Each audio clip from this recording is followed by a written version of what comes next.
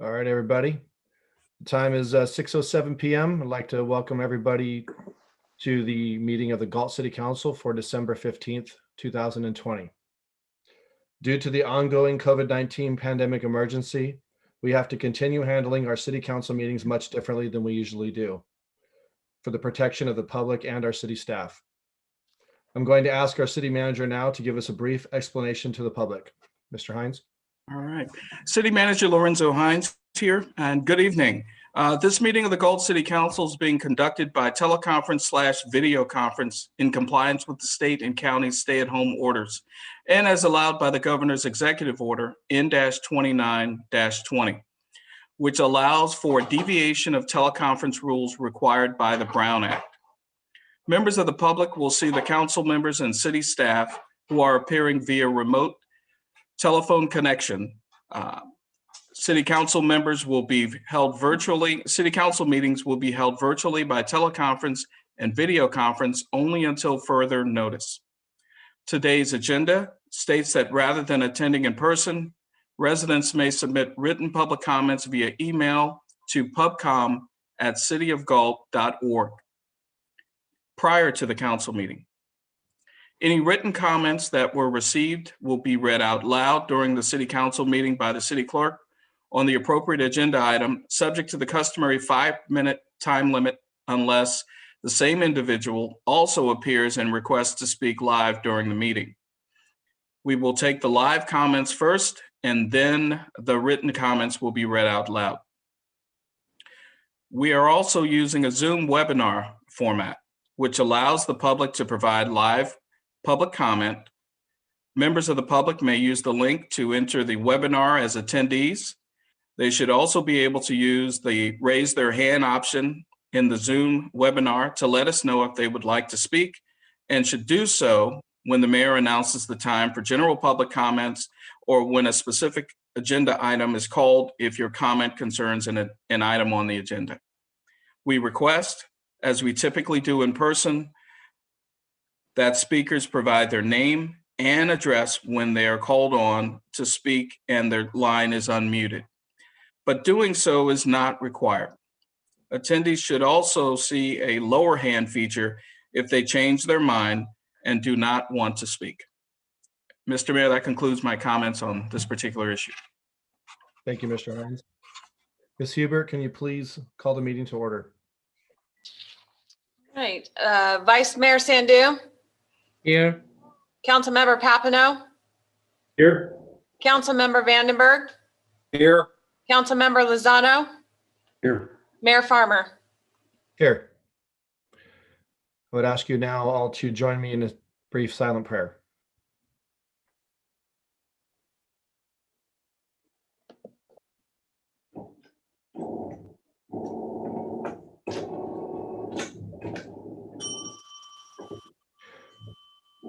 Please join me in the Pledge of Allegiance. I pledge allegiance to the flag of the United States of America and to the republic for which it stands, one nation, under God, indivisible, with liberty and justice for all.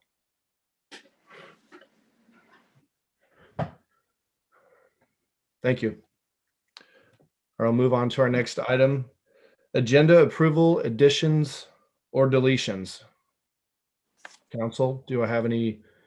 Mayor, you want me to read the replay statement? Right. Yes, please do so. Okay. This meeting of the Galt City Council will be cablecast on Metro Cable 14, local government affairs channel on the Comcast Consolidated Communications and AT&T UVerse cable systems. The meeting is closed captioned and webcast at www.sacmetrocable.tv. Today's meeting will air Friday, December 18th at 9 a.m. and Saturday, December 19th at 9 a.m. A DVD copy is available for checkout from the Sacramento Central Library. Thank you, Ms. Hubert. We'll now move on to item B, agenda approval, additions or deletions. Anybody on council? Nobody? Okay, we'll move on to item C, presentations. Tina? There are no presentations. Thank you. We'll now move on to public comment. I'll ask Ms. Hubert to please read the statement for public comment. Under Government Code Section 54954.3, members of the public may address the City Council on non-agenda items. The public comment section is for the City Council to receive comments, except for brief responses to questions. No discussion or action may be taken on any item that is not listed on the agenda. Please limit comments to a maximum of 5 minutes.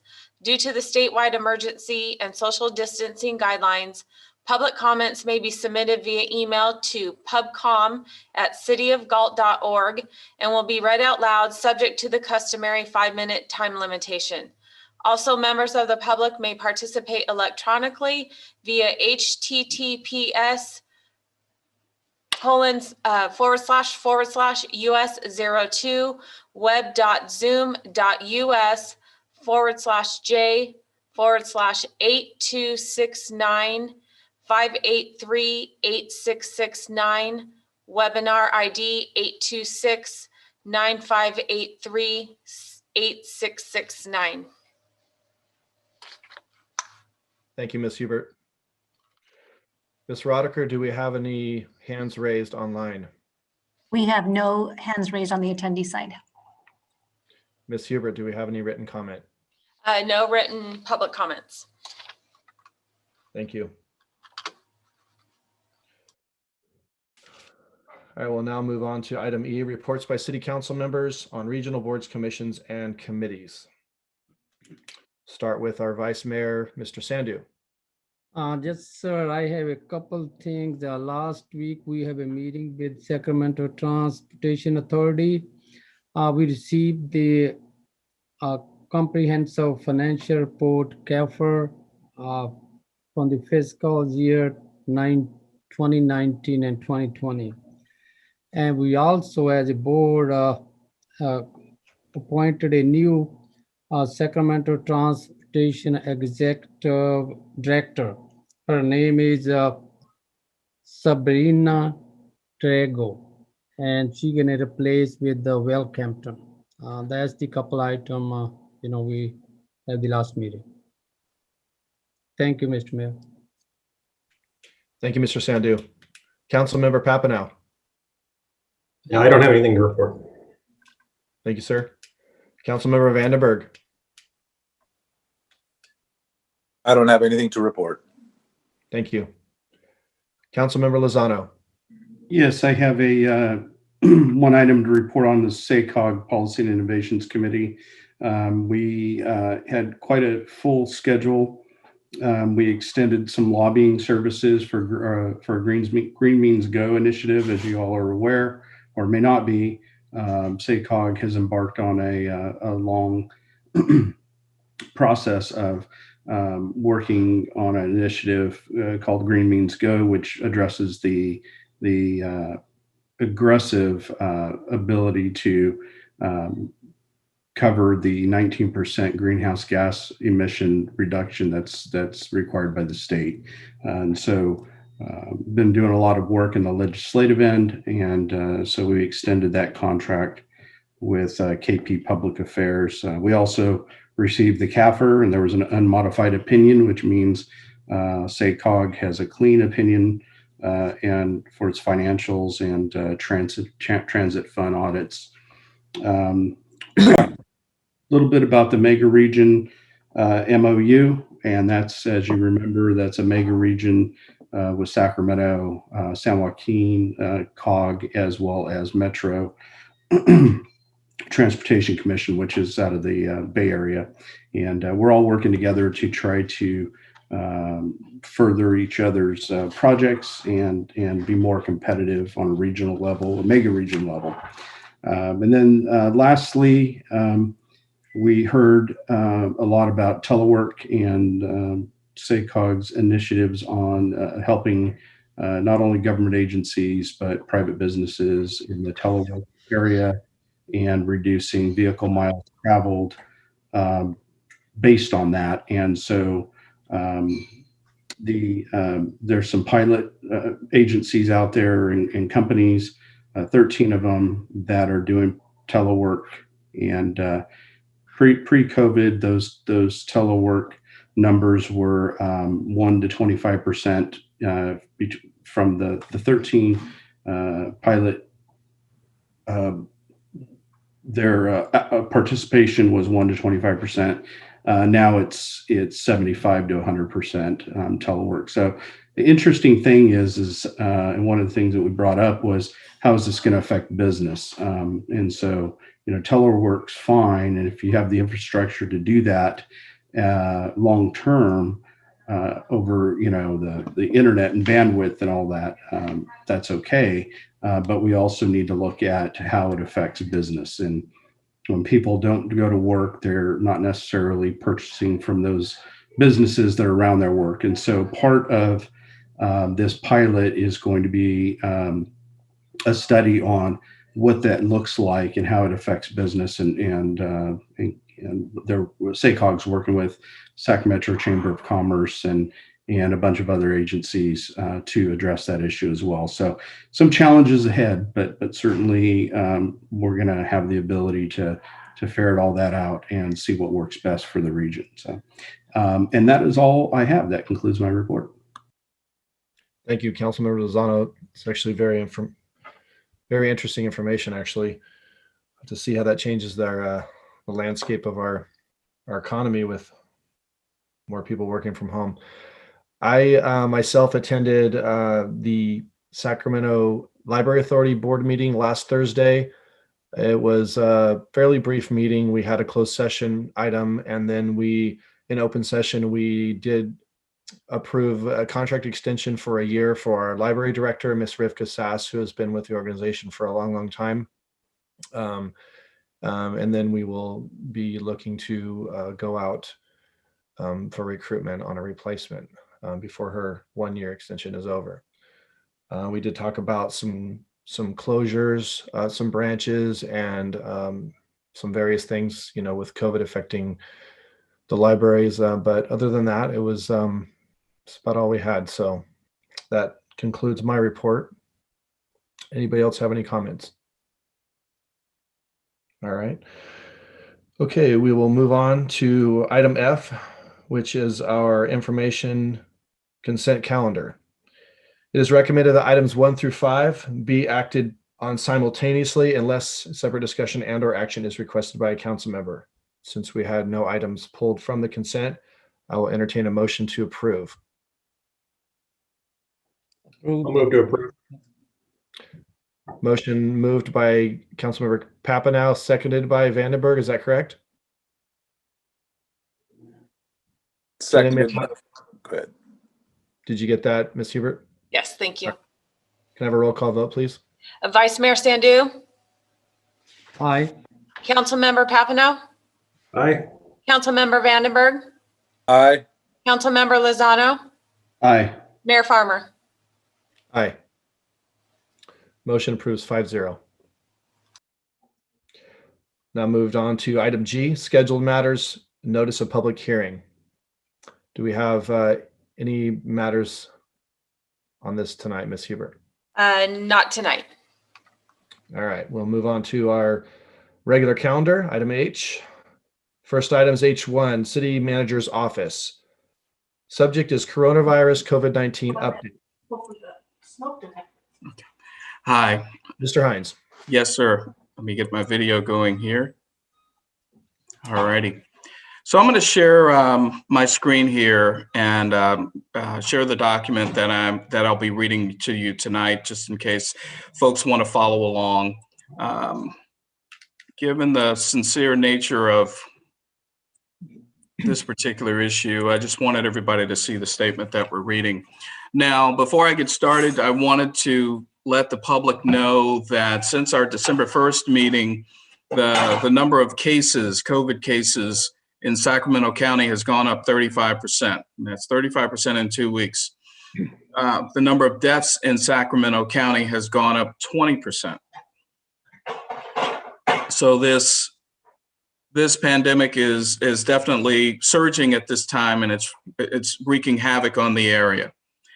The number of cases in our city, Galt, has gone up 43% in the last 2 weeks. We have gone from 957 cases to 1,369 cases in 2 weeks. The number of deaths in Galt stood at 8 for a long time. Unfortunately, we lost 3 individuals during the last 2 weeks, and we're now up to 11 deaths in our city. So I can't understate how we need to really take care of each other. We need to mask up. We need to stay 6 feet apart and go through all of the protocols to protect ourselves and our loved ones from this devastating pandemic. So I'm going to read the statement. And on December 9th, the state of California announced that the greater Sacramento region had met the intensive care unit availability criteria of 15% or less to trigger the state regional stay-at-home order. This order took effect on December 10th at 11:59 p.m. and will remain in effect for a 3-week period. The order will be lifted when the region's projected ICU capacity meets or exceeds 15%. The state will assess the region's ICU capacity on a weekly basis after the initial 3-week period. As of today, the greater Sacramento region, and that's the region we're in, ICU capacity is at 14.9%. Sacramento County Public Health has issued an updated health order that aligns with the state's regional stay-at-home order. Sacramento County residents are required to stay at home as much as possible and minimize mixing with other households in order to slow the surge of cases and hospitalizations to help prevent overwhelming our regional ICU capacity. In alignment with the state regional stay-at-home order, many sectors must close all operations until further notice. This includes bars, breweries, distilleries, wineries, hair salons, nail salons, barbershops, indoor playgrounds, personal care services. Additionally, the following sectors are permitted for outdoor operations only, with mitigation measures until further notice. Drive-in movie theaters, maximum 25% capacity or 100 people, whichever is fewer. Gyms and fitness centers, places of worship, maximum 25% capacity or 100 people, whichever is fewer. Recreational facilities, athletic fields, playgrounds, tennis courts, skate parks, etc. In alignment with the regional stay-at-home order, the following sectors are permitted for indoor operations while still maintaining mitigation measures. All retail, maximum 20% capacity. Standalone grocery stores, maximum 35% capacity. Childcare, critical infrastructure, hotels, lodging for critical infrastructure workers or to provide housing solutions for the homeless. Libraries, maximum 25% capacity, medical and dental care. And so those are permitted for indoor operations while still maintaining mitigation measures. Restaurants may operate for takeout and delivery only. Any dine-in, indoor or outdoor, is prohibited. Staff continues to monitor the state's updates and will keep council apprised of any major changes. The good news is that the vaccine has arrived and is being administered throughout the state and throughout the country and throughout the world. It's expected that roughly 1.39 million vaccine doses will be administered in California by the end of the month. So we do hope that there is a glimmer of light on the horizon to help us get through this pandemic. And Mr. Mayor, that concludes my comments, but I just want to say, please, everyone, take care of yourselves and take care of your loved ones, and mask up, stay 6 feet apart and wash your hands, and take all the necessary precautions to protect yourself from this devastating disease. Thank you, Mr. Mayor. That concludes my comments. Thank you, Mr. Hines. Before we continue on, could I ask that those of you that are not speaking, if you could keep your microphone off? I hear some background noise from somebody. I just want to make sure that we don't hear that. So if you're not speaking, please do check your microphone. Our next item will be from our Community Development Department, item H2. The subject, actually, sorry, does anybody have any comments from the council regarding the statement that Mr. Hines read? Councilmember Lozano. Yeah, just an observation. We get this update pretty regularly from City Hall, but certainly at both meetings each month.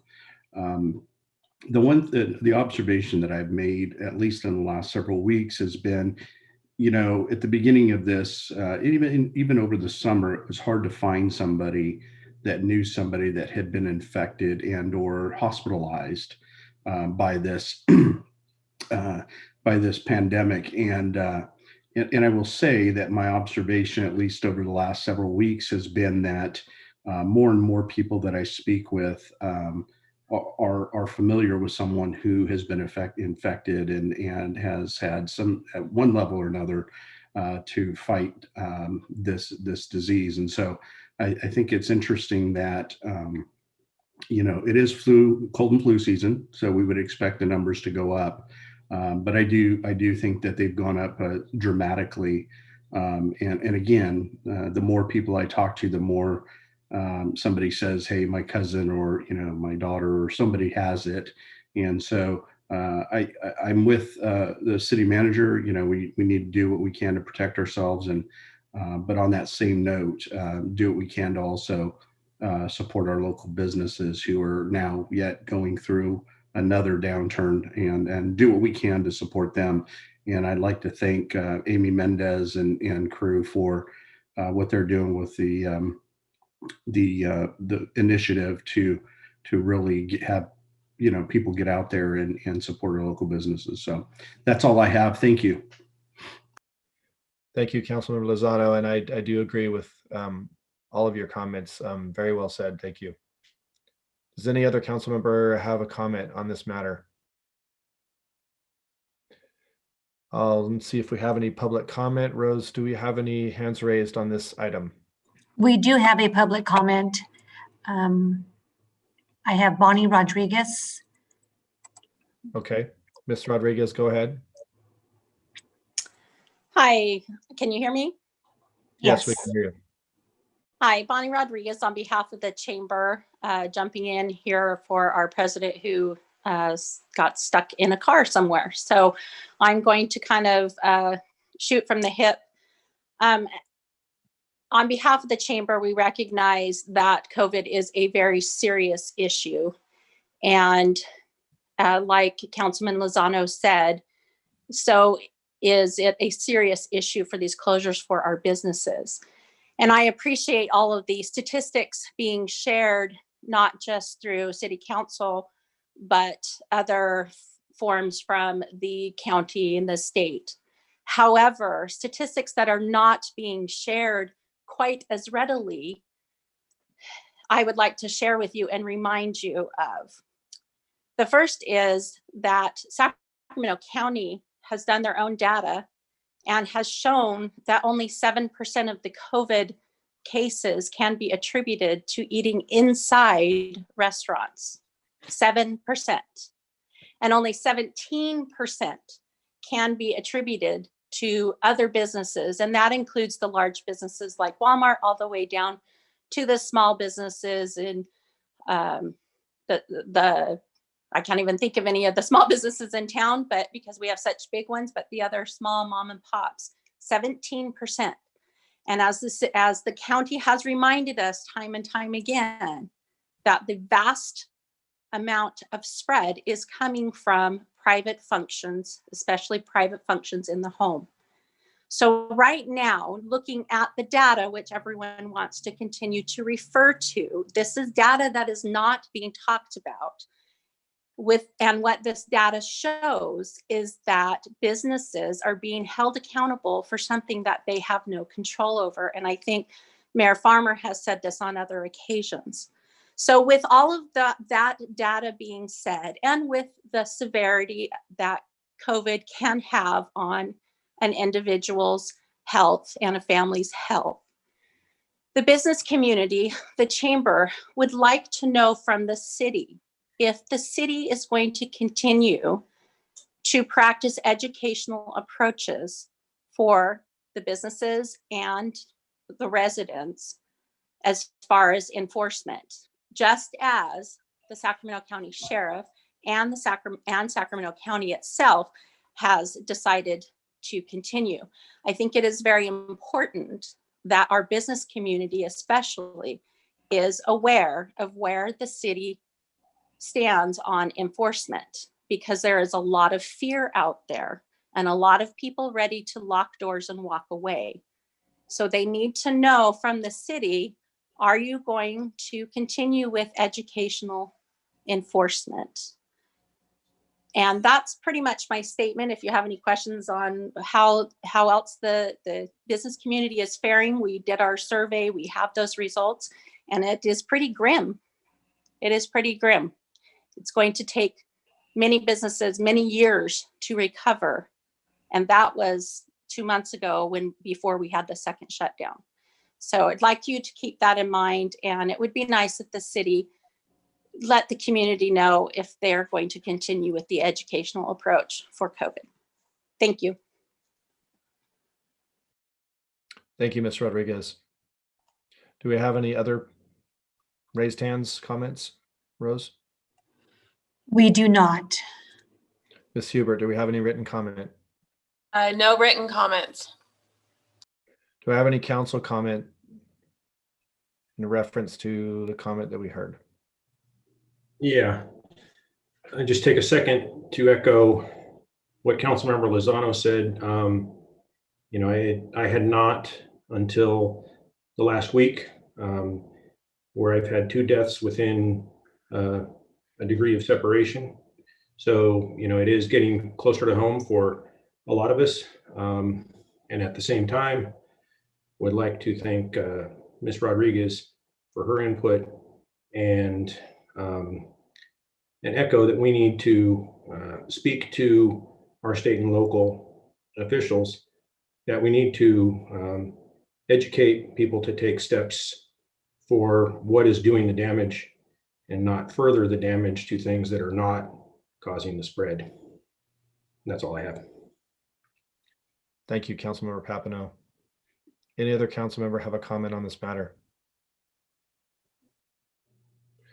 If not, then I would like to comment. I do agree with Councilmember Papineau and what Councilmember Lozano said before on all levels. You know, we all are now all know people who have had the virus and gone through or have known somebody who has passed. And so it is that degree of separation is decreasing. I also agree with Ms. Rodriguez in that, you know, it's having an effect across the board, and also in respect to our businesses. And we very much want to protect the economy of our business, our city, and balance that line there.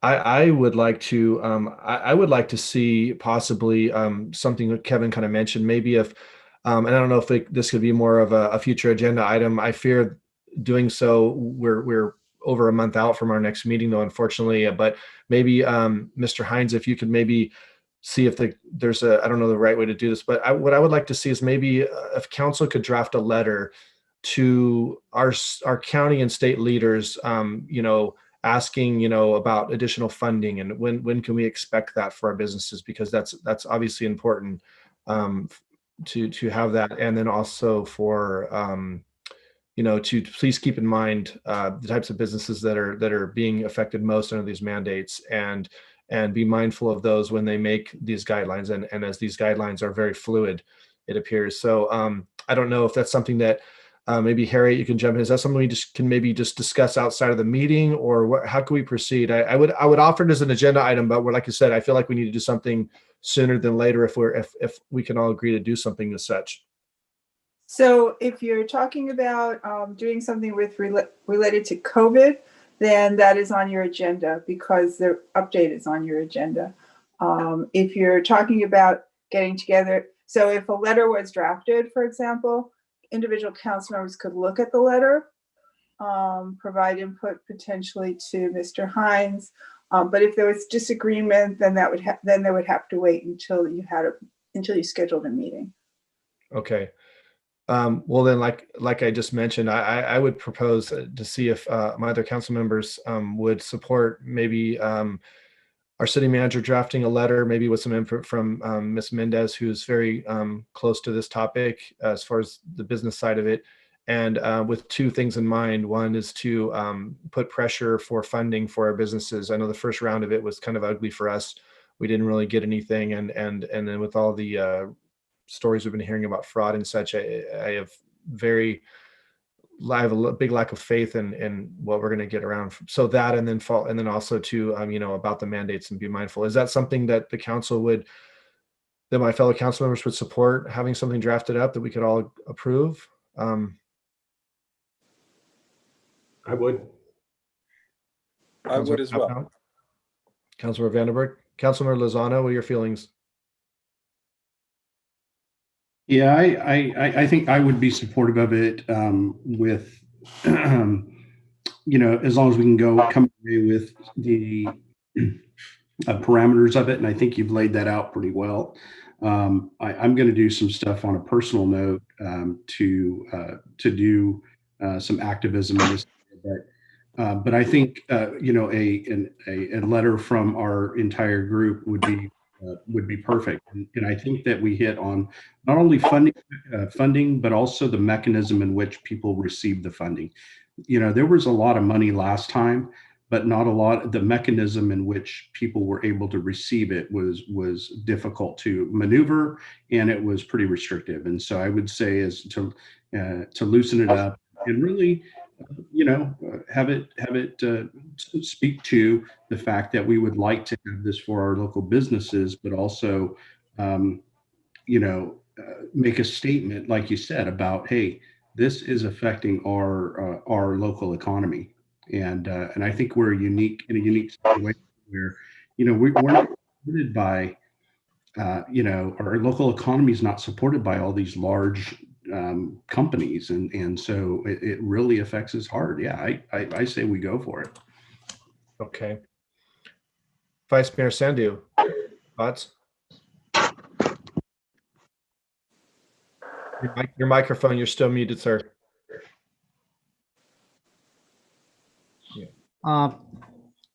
Mr. Mayor, I will support that idea you going to propose and see what kind of letter is, and then we can review the letter. Is certainly business, they need support.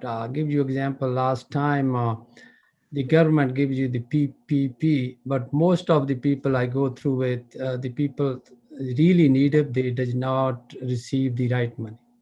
Or they look for the back, every business, they look for the back 12 month or what your employees expense. But some of the small business, they work themselves, and sometimes they are relative work. That's why they don't get the right amount. So as a small business or as a council, we should have something we can do, send a letter to, the state or the local. If they can do the requirement to getting them money, should be a very kind of thing, so everybody get the benefit, not just some people. And I agree with you that that's kind of a pressure we need to put on that.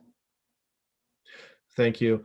Yeah, it is an interesting dynamic in in a small town such as ours. Unlike a larger city, we have a large majority of our businesses are small businesses that are not corporate or franchise, and so it hits them really hard. And we do have a lot of the particular businesses that have been fallen into this new mandate, that are really, I've had a lot of people coming to me and they're very concerned. So I think we need to, as a city, need to really advocate as strongly as we can, including what Rich said with connections, that each of us may have within, the higher ups, with relationships that we may have with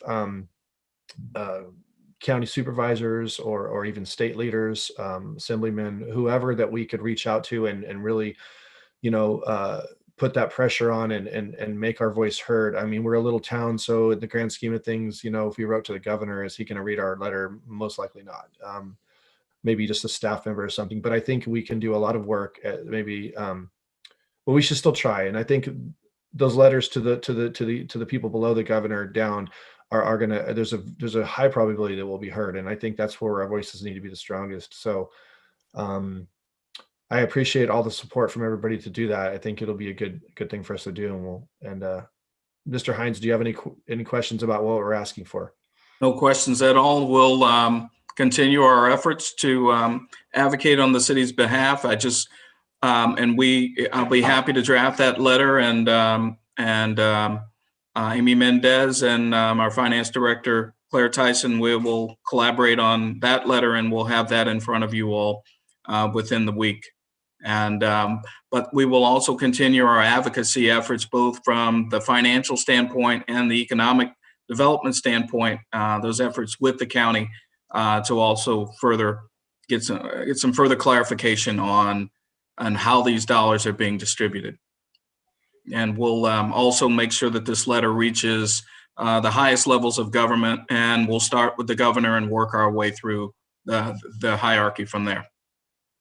Great, thank you. And I look forward to seeing that letter. And Rich, go ahead.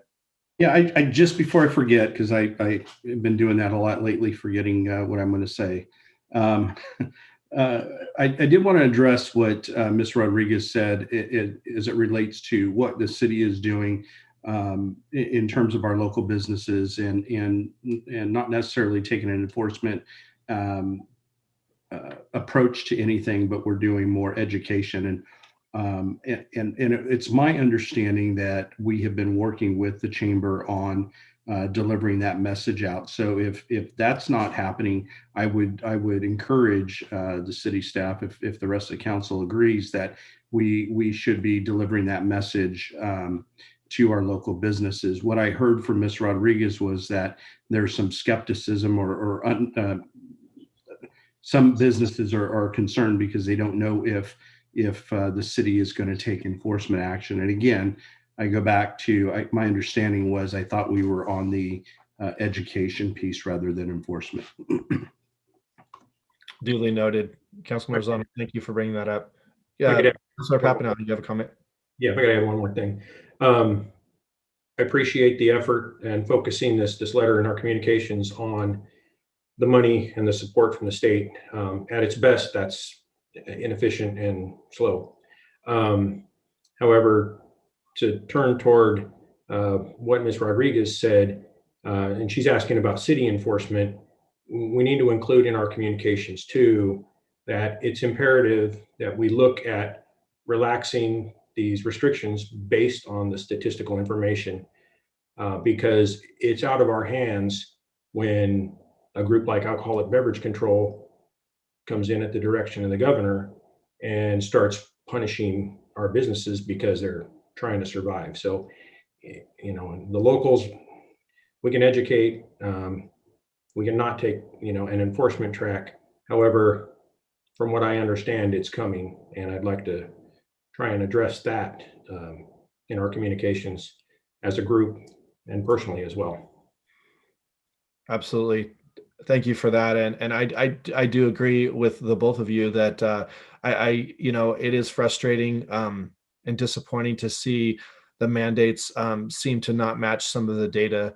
And again, I think some of it might have to do with, where it's a blanket mandate. And unfortunately, Galt being in Sacramento County, we're kind of bundled in with much larger cities with like Sacramento and Elk Grove, our closest neighbor. And so what maybe is not, maybe the data is slightly different for us as it is for somewhere else, but unfortunately we're kind of bundled in. But I too would like to see more data driven, the mandates more specifically targeted, I guess, for lack of a better word. And I think we dodged a huge bullet. I say we, I mean the city business climate with the ordinance that was proposed last week at the, I think it was last week, at the county supervisors meeting. And unfortunately, our supervisor, Donna Tolley, asked very good questions. And I actually spoke with him this morning. I'm sure that maybe some of his others have spoken with him as well, and others.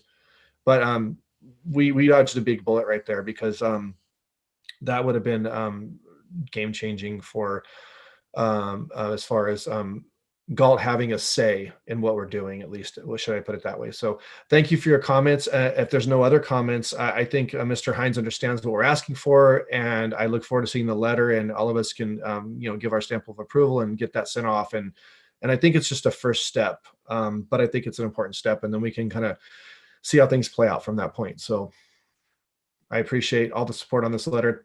And if there's no further comment, I will move on to the next item, which is going to come from our Community Development Department. Item H2, subject is the 2021 through 2029 Housing Element Update Kickoff Presentation by Mr. Craig Hoffman.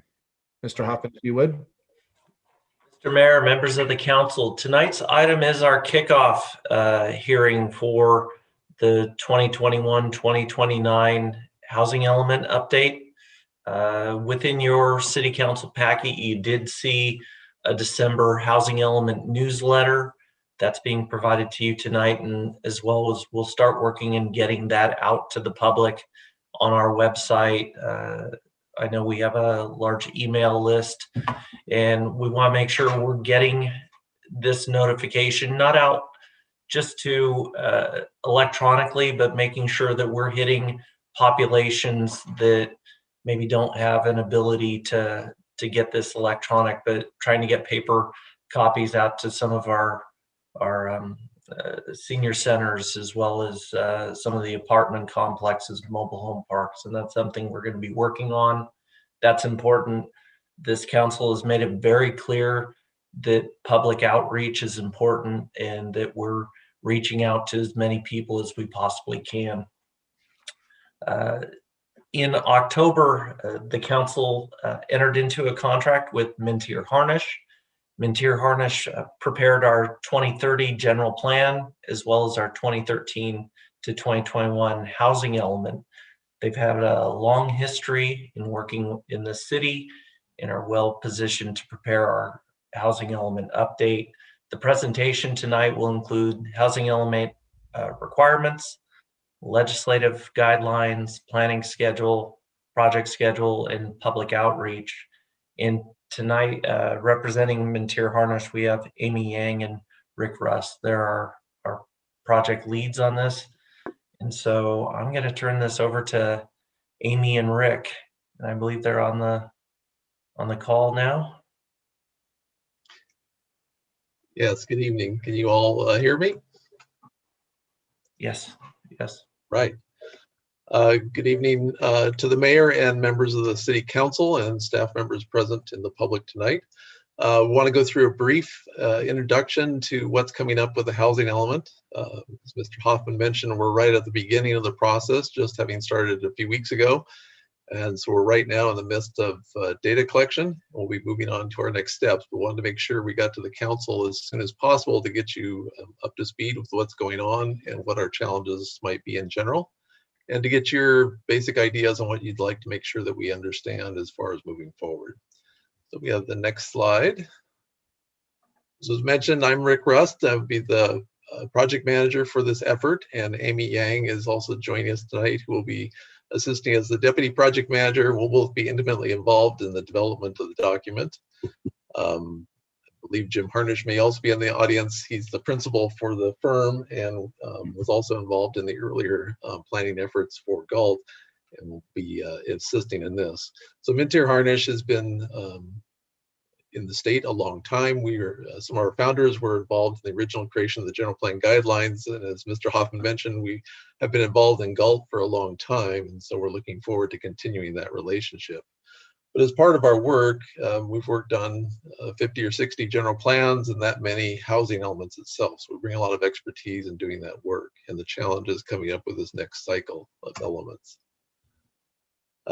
Basics, the housing element is just one of the elements of the city's general plan. All of your elements are supposed to have equal weight and they're supposed to have consistency among each other. But the thing to note here is that the housing element is unique in that it is the only one that has a mandated timeline for delivery. The housing elements are typically done on 8-year cycles in the current rounds. And there is a mandate for when you have to have it completed and what period it will cover. We're in what they call the sixth cycle, or this is the sixth time that housing elements have been updated. And the cycle will cover from May 15th, 2021 through May 15th, 2029. So our objective is to get this plan finished as close as possible to the May 15th date. And that'll start your planning period for the next housing element. The next slide. So the housing element in general provides a look at both your current housing needs as well as your future housing needs, at least out through this next 8-year planning period. It identifies as part of this a look at what are the opportunities and constraints that have an effect on the production of housing. And then at the end, it establishes the goals and policies that will direct our future actions. Next slide. So as we look at this, part of it will be looking at our existing housing stock and how can we best protect the housing that we currently have, looking at affordable housing that's currently in the community and making sure that it's protected. That is, if it has deed restrictions on it, if it has other affordability constraints on it, can we make sure that those continue into the future? Want to make sure that we can maximize what housing opportunities we have.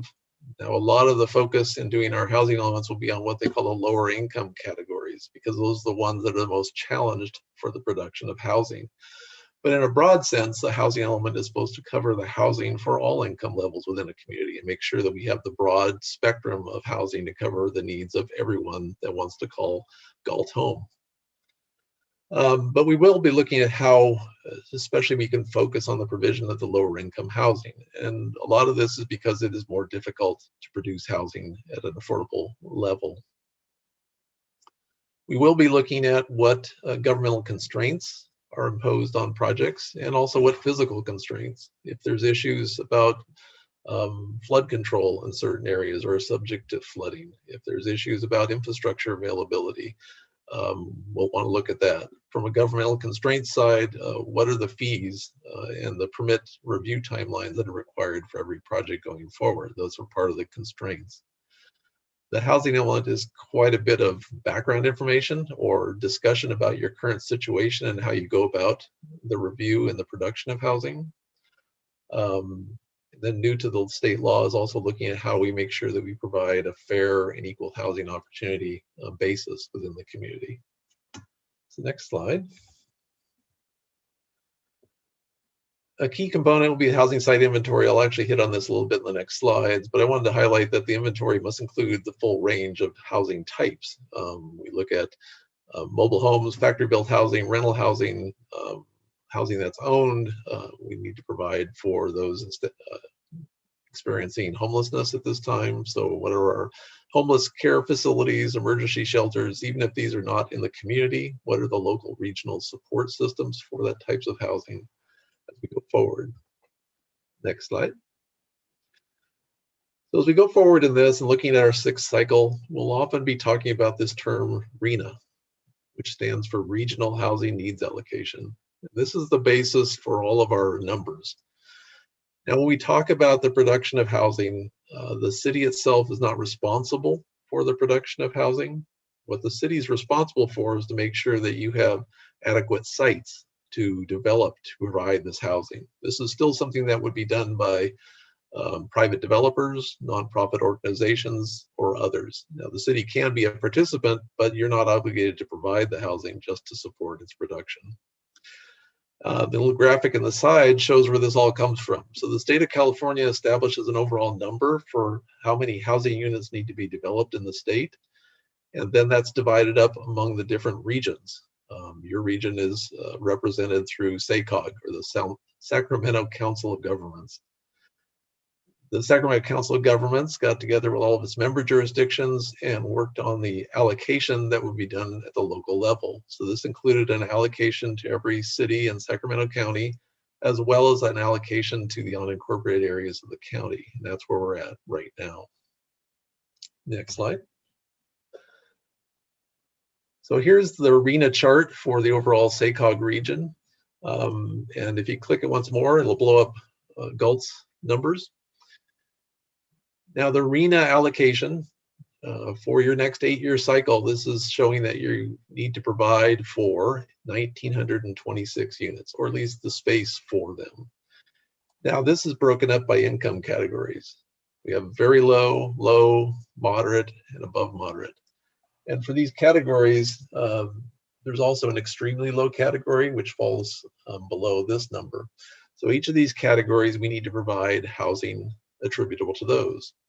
When we talk about siting or where this housing may occur, the extremely low, very low, and low are typically grouped into a conversation called lower income housing. So it covers that broad spectrum. And typically you're talking about apartment type style housing at that point, and something that would allow up to the 30 dwelling units per acre, at least in that zoning category, to qualify if you're using density as a representation for affordability. Next slide. And hit it one more time. There we go. I did want to show you that Galt, like every community in California, is seeing a notable bump up in the RENA, the allocation that's given to the jurisdiction. So we show the 5th cycle, that is the housing element that is expiring in 2021, and the 6th cycle, which is the housing element we're currently producing.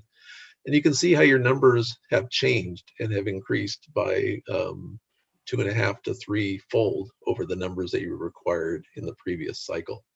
This is obviously going to be a challenge for all jurisdictions for how to find this amount of space and find this kind of provision. You have a little bit of differences in the allocation between the different income categories, which will be accounted for when we do the siting analysis. But producing or finding locations for the 1,926 units will definitely be a challenge that we'll have to address as part of the siting analysis. Next slide. Oh, I was going to say, Rick, if I could jump in really quick, and I want to make this clear to the council. We have to identify the sites for these housing numbers. There isn't an expectation that we have to build these units or that this number of units will build over this 8-year period. We're just locating sites for these amount of units. And there's a big distinction to that. And I didn't know, Rick, did you want me to handle this slide or did you want to take care of it? If you want to touch on it, that's fine. I can go through here. We talk about our site selection. This, as I mentioned, is a big deal. We have to find the locations that will support this. And density is often used as the stand-in for affordability. So when we're looking at this 1,926 units, we will obviously first start with your current general plan and your current zoning designations to look at what could be accomplished. So we're looking at vacant land. And we're also looking at what is considered underutilized. That is properties that aren't fully utilized in their designation. Now that doesn't mean that if a property allowed 20 dwelling units and there's 19 there, that would be an underutilized property. This is typically something where the land value exceeds the value of the buildings, is a simple rule of thumb that's used. So this may be that you have a property that has a barn on it still and is designated for residential, for instance. Underutilized is also vacant parking lots would be considered an underutilized property because it has something constructed on it. Looking at the breakdown of the income, which we just showed on the previous one, we'll then also look at the constraints on the various properties. What are the physical constraints? Flood zones, exposure to noise and other air quality concerns next to major roadways such as the interstate. We'll also look at constraints from the governmental side, and we'll also look at the availability of infrastructure. That is, if a property is currently not served by sewer or water, could we expect that sewer or water would be available to that site within the 8-year planning period? That's important for us because we can only count properties that we think have some viability within the 8-year planning period. As we go through this, we're likely going to need to find some additional sites. Your current inventory of vacant land will likely not be enough to fulfill this entire arena need. This is the stage we haven't completed at this point, and we will be coming back to both the Planning Commission and the city council to discuss some of those findings and make some of those determinations. But we're expecting that we will be looking at adding some additional sites at perhaps higher densities, and we need to talk about where those are best located within the community. But we'll give you all the math as we go through this to make sure you fully understand and can talk to those in your city about why those decisions are being made and what the changes might need. If there's any changes to designations, we will also have to go through and designate where we need general plan amendments or rezones to cover those. And I would say that what the city of Galt's seen with the Eastview project, the Liberty Ranch project annexation we saw in 2016, the Notch area, those recent annexations, they do have land classifications that definitely do help us meet our RENA numbers. So those lands will be important in this process. I think next slide. Yeah, that would be great. Just going to briefly touch on some legislation. The state has passed a broad range of new legislations dealing with housing in the last couple of years, and definitely since the last time your housing element was updated. And what we need to do in this update is to make sure that the element is completely consistent with the requirements of state law. Now, there's probably about 16, 20 changes, new legislations that have come about that we'll have to address. I wanted to highlight a few of those. We highlighted the additional housing element site analysis. There's new rules for how to look at the constraints analysis. And there's also new rules that tell us we need to look at housing sites that were used in our previous elements, and that some of those would now have to be by right if we want to utilize them again. So for instance, if you had a vacant property and the law states that if you used it in both your fourth and fifth cycle elements and they're still not built, you can certainly use them again, but to use them again, you're going to have to make them more as a by right kind of designation. Affirmatively furthering fair housing is a big deal in the change of law, and this is a document that, or legislation talks about they overcome patterns of segregation and to address disparities in housing needs and access to opportunities throughout the community. The third one I highlighted there is the no net loss zoning, or Senate Bill 166. What that means is we have to have adequate sites available should you find that you have vacant property and you're going to, for an example, build 100 low-income housing units in that area. And when the project actually comes in, you only built 90 units of low-income housing on that site. You basically owe the state 10 more units. And so within a short matter of time, you have to come up with those 10 more units, either through redesignations of other locations or identification on a list of properties. We typically suggest an HCD, and when we say HCD, that's another one of those acronyms to know. So that's the California Department of Housing and Community Development. They usually suggest that you have a buffer of 15 to 30% on top of your RENA number in order to cover this no net loss. So again, that's going to be a trade-off we're going to have to look at and discuss with the council as we go forward on this. Accessory dwelling units are a major potential in meeting some of your low-income housing needs. An accessory dwelling unit, you may call a granny unit or a small accessory unit in the back, can be used for a rental housing. The state has also changed some of the laws now where properties can now have 2 accessory dwelling units, one an exterior unit and one a unit that's built into the main structure.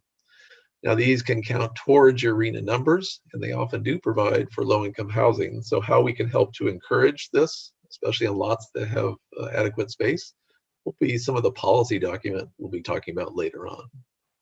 Next slide. There's a number of other changes for density bonus and how to deal with surplus lands that the community may have, etc. I was going to highlight SB 6. Standardization of the sites inventory. We're now required to provide all of your siting within a Excel spreadsheet that we provide to the state. They use that, and you'll use that every year to report your progress, and they will use that to check up on how you're doing. Next slide. 2 more slides for the council tonight. One is just highlighting our overall project schedule. So we mentioned our element is supposed to be starting up towards May. There is a grace period after that in case we don't get completed by the May timeframe. But this is our schedule right now. Now we're proposing to include venues so that we can have public engagement throughout this. And besides these meetings, there's also other public engagement that will be happening, which includes items such as the newsletter you received. And we're also working right now on translating that newsletter into Spanish, so that'll be available for others off of the city's website. We are going to do some other data investigation throughout the community to find out what's currently happening as far as future development in the community. And then, as shown on the slide, we're going to be meeting in a venue every month. That's a public forum and would allow for public testimony and public input. Our next one in January will be the Planning Commission, where we'll talk about existing conditions and trends and look at some of our housing needs assessment. February, we'll also go to the Planning Commission and talk about constraints on housing development and what we might do about that. In March, we talk about a housing site inventory. In April, coming back with the City Council to talk about the current draft document and where we're going with that. And next slide. And of course, you'll be provided updates throughout this by staff, and updates will be available anytime the council wishes to have further information on where things are going. In the May timeframe, when we provide the draft document to HCD, they'll do a 60-day review. We'll then work with HCD during that 60-day review period to finalize the element and actually go through adoption in August of 2021.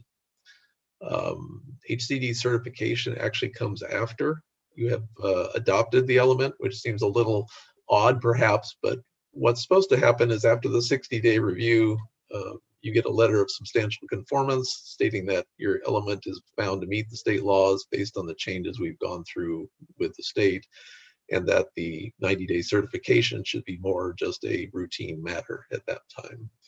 But that's the overall layout of our timeline and structure. And of course, we can answer any questions for you right now. As I said, we're just at the beginning of the process, and we look forward to any input the council may be able to provide us as far as things to look out for or be aware of as we move forward.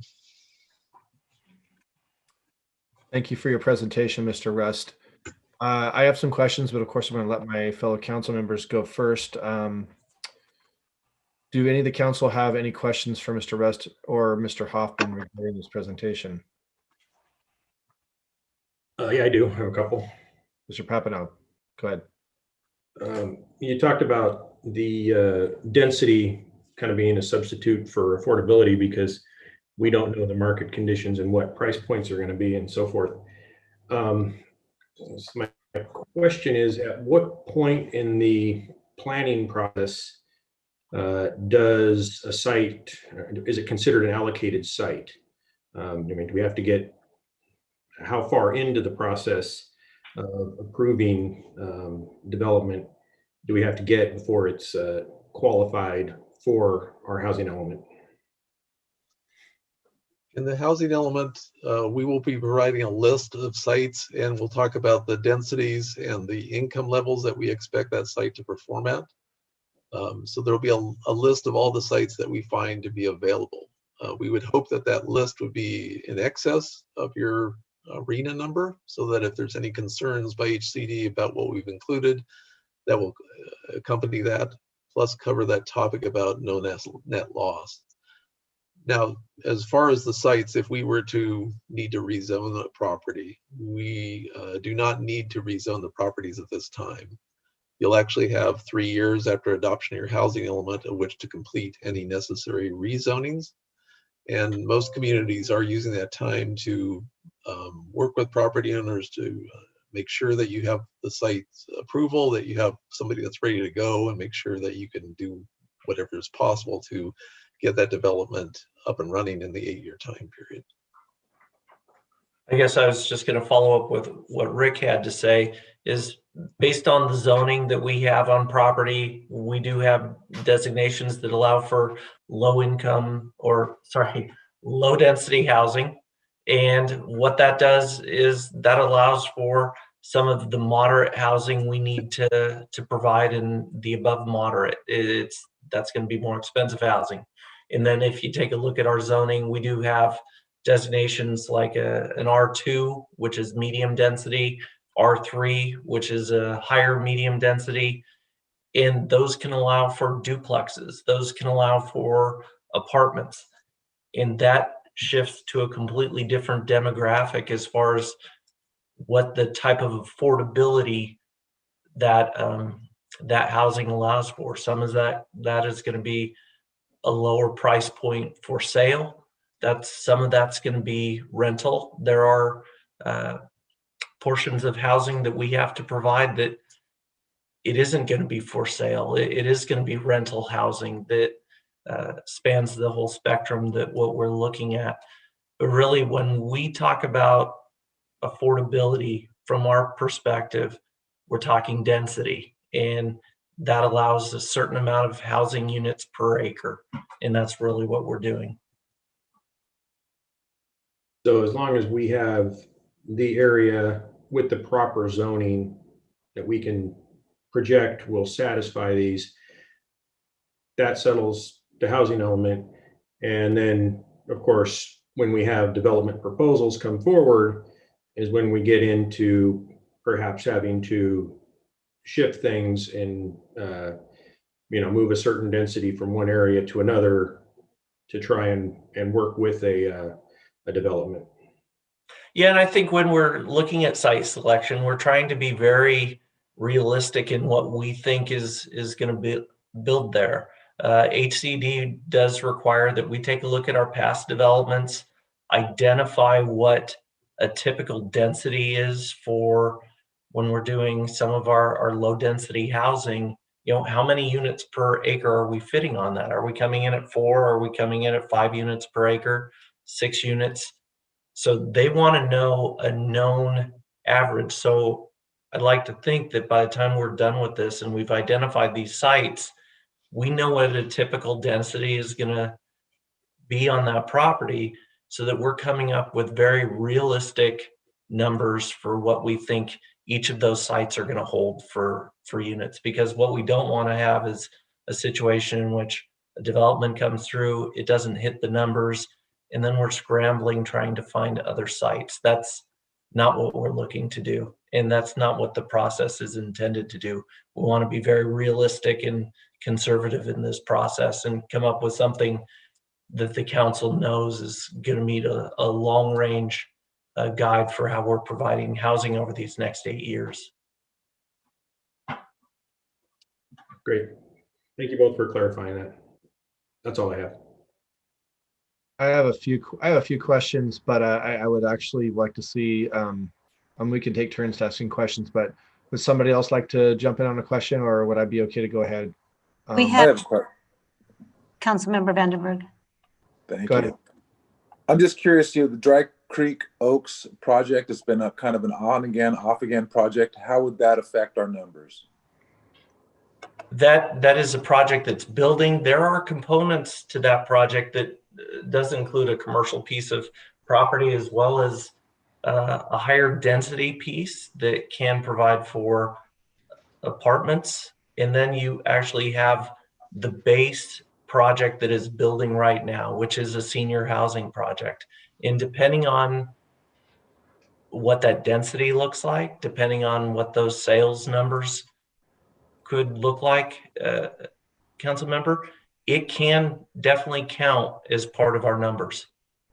We have a number of projects that are going to be building, whether it be Cedar Flat that you're going to hear tonight, Cardoza 2 on the horizon, even in the future with the Simmerhorn Ranch project. We have a number of projects that have been approved that haven't built that will help with our upcoming numbers.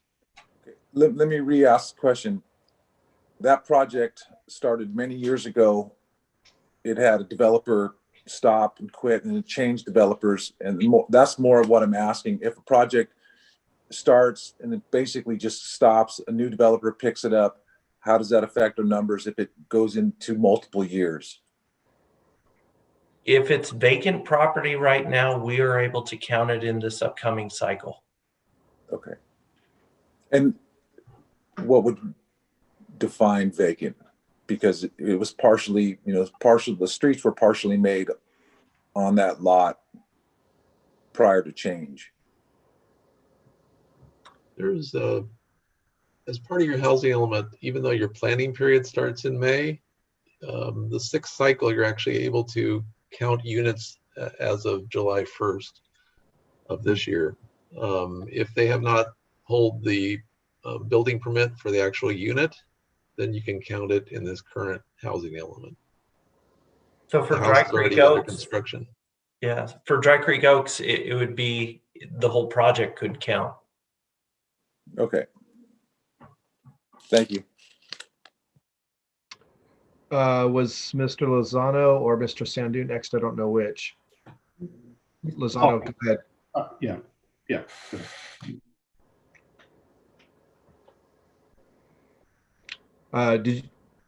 Go ahead, Vice Mayor. Yeah, I have a couple question. One thing, Craig, that housing element, you look at the general plan, right? And it looked like we need to be maybe identified more land on high density than low density. Right now, we're still working on that data collection, but I'm estimating that we're going to have to come up with more land that meets higher density sites. Or maybe we can get creative and take a look. I know we do have some commercial properties that have a straight commercial designation. And if we take a look at potentially rezoning them to mixed use, and that mixed use designation does allow for multifamily housing, there might be a way to get some units there. But I think until we know specifically how many units that we have with vacant land in the city, it'll be hard to speculate how much more we're going to need. But my guess right now, we are going to need more. I can't tell you how much at this point in time. Okay, and then my next question is, we said we just need to identify the land, but we does not need to build it.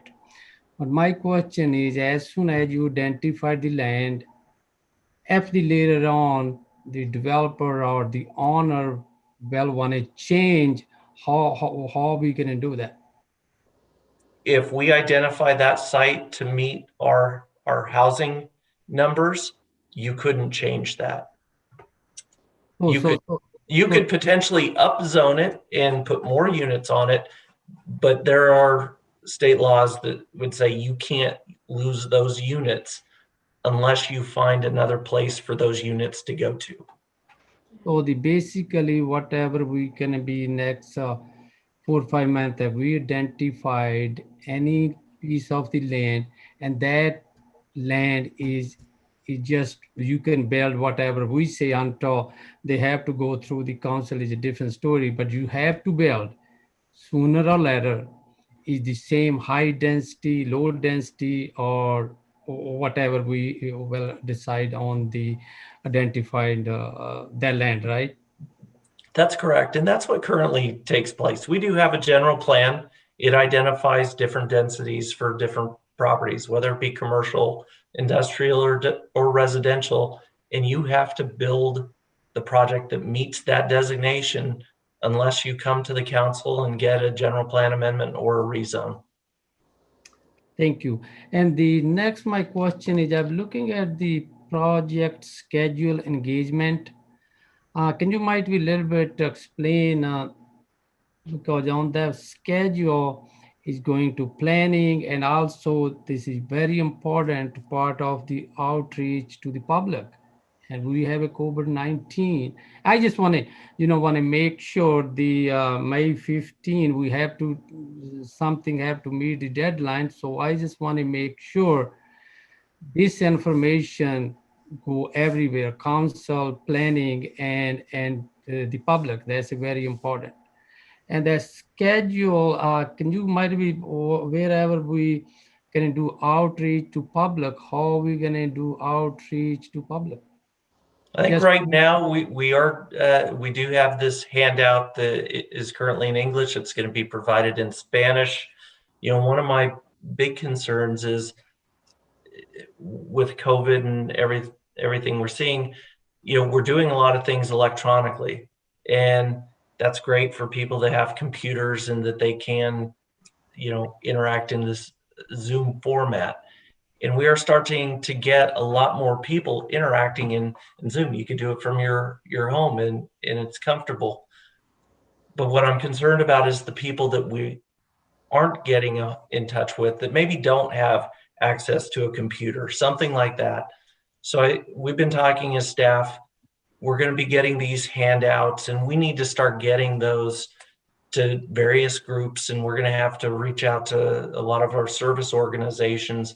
We need to get this document out to folks, and we need to do it if it's walking door to door in certain areas, getting them out to apartment complexes, getting them out to the Grizzly Hollow project, getting them out to the mobile home parks, making sure that our senior community has them, or any community that doesn't have access to, you know, the Zoom format. We need to make sure that we're making sure this is as public of a process as we can. And I'm not going to say that there aren't challenges, because I hear it all the time. COVID has limited us in our ability to have gatherings and interact in that way. And we're just going to have to do the best we can. No, I totally understand you in the department, you're doing the best effort, but I like to something if can, when we can give that information to the public, we have to have some kind of two-way information, not just if you feed the information, you feeding the information to the public and we don't get feedback from them. See something, you know, it's very hard. I know COVID everywhere is, but see whatever, you know, we can do the best. The only my concern, or I just like to be whatever the public say or what they want, get back to their information, bring back to the council. The council has been very clear that they expect these processes to be very public, very transparent, and an ability to go back and forth as much as you can. And this document won't be successful if we don't have that dialogue, if we don't have that input through the community, and we need it.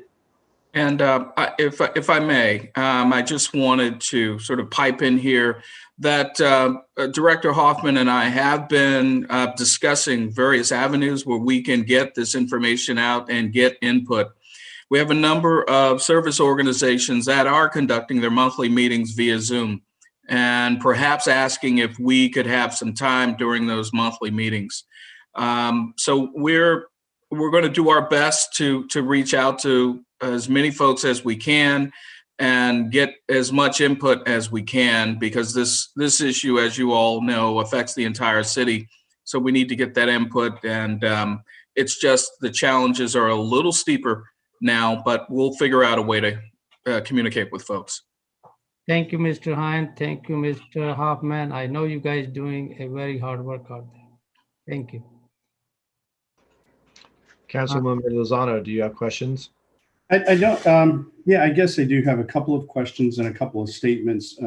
First of all, a statement would be, you know, this RENA change has been very disappointing, and I know from a regional's perspective. And I'm going to give you an example. There, and I don't know what the resolution is yet to this, but there was a question about one of the cities that are in the SACOG region of whether or not their university students could be counted, that housing could be counted toward their RENA numbers. And the state initially said no. And this is a community that probably half of their city residents are part of university housing. And so it's very, very strict.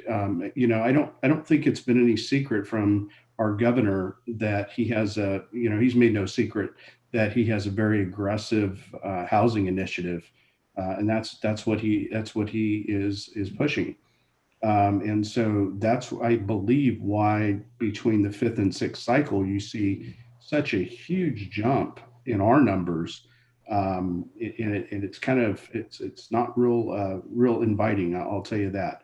I will say this, and this is why I believe it's so important that as we have our meetings, we talk about low density or medium to low density or high density. We talk about that in the strictest forms, because medium to low density is different in the RENA numbers than low density or very low density. And so it's really, really important that we don't send a mixed signal to our community as we move forward, because it's going to be important that we do what we can to attain these numbers. And like I said, Governor Newsom's made it no secret that this is a priority to him, even through the COVID pandemic. The second question I have is there any, and it's kind of rhetorical, I guess, but is there any state funding attached to achieving the numbers, I should say? And I'll give you an example of what I'm thinking about. If I own a piece of property, or somebody owns a piece of property, and it's currently zoned for, above moderate, one of the higher income designations, and we want at some level to make it either low or very low. And I'm not suggesting that we do this, but I'm using this example as to get to my question of, is the state providing any funding to offset costs for people that are doing that as property owners or anything like that?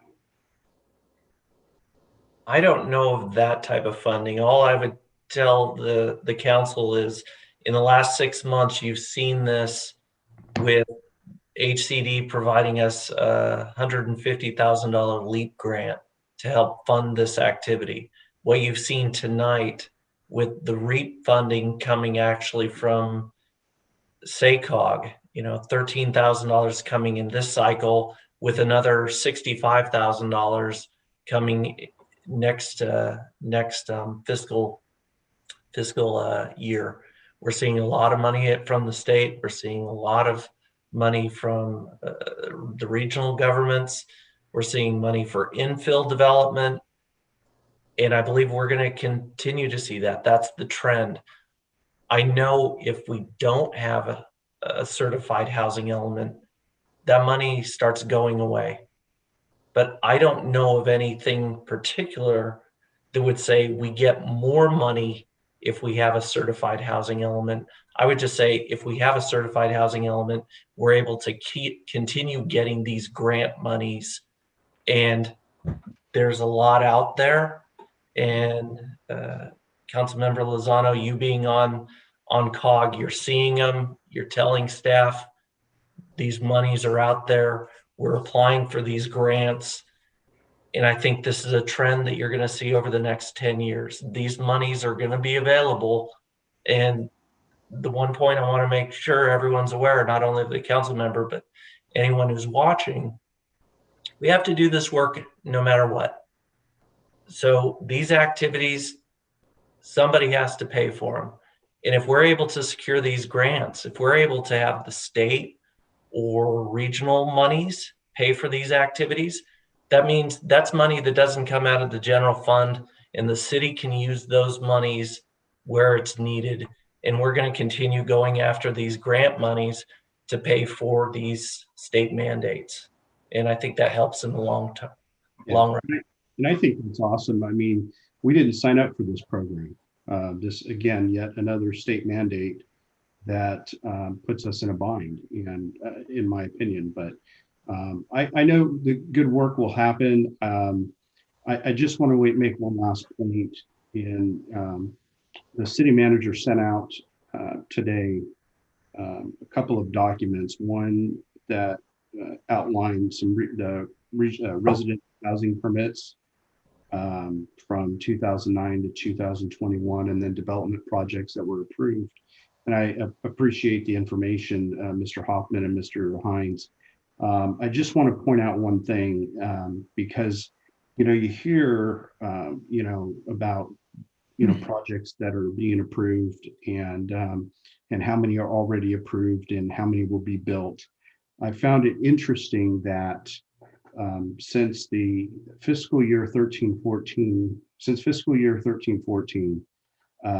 our city has approved about 3,400 total units, and it's broken down by fiscal year, and they did a really good job. And I just kind of briefly went through it and picked out what I believe is about 13 of those of the 21 total projects were infill, or appear to be infill projects, which is a good thing. But the most interesting piece to me is, and this kind of speaks to the housing element versus the build. From fiscal year 2013 to 14 to present, we have finalized 294 residential homes. That's an average of about 36 a year. And so when you look at what is approved and what is actually built, there's a big disparity.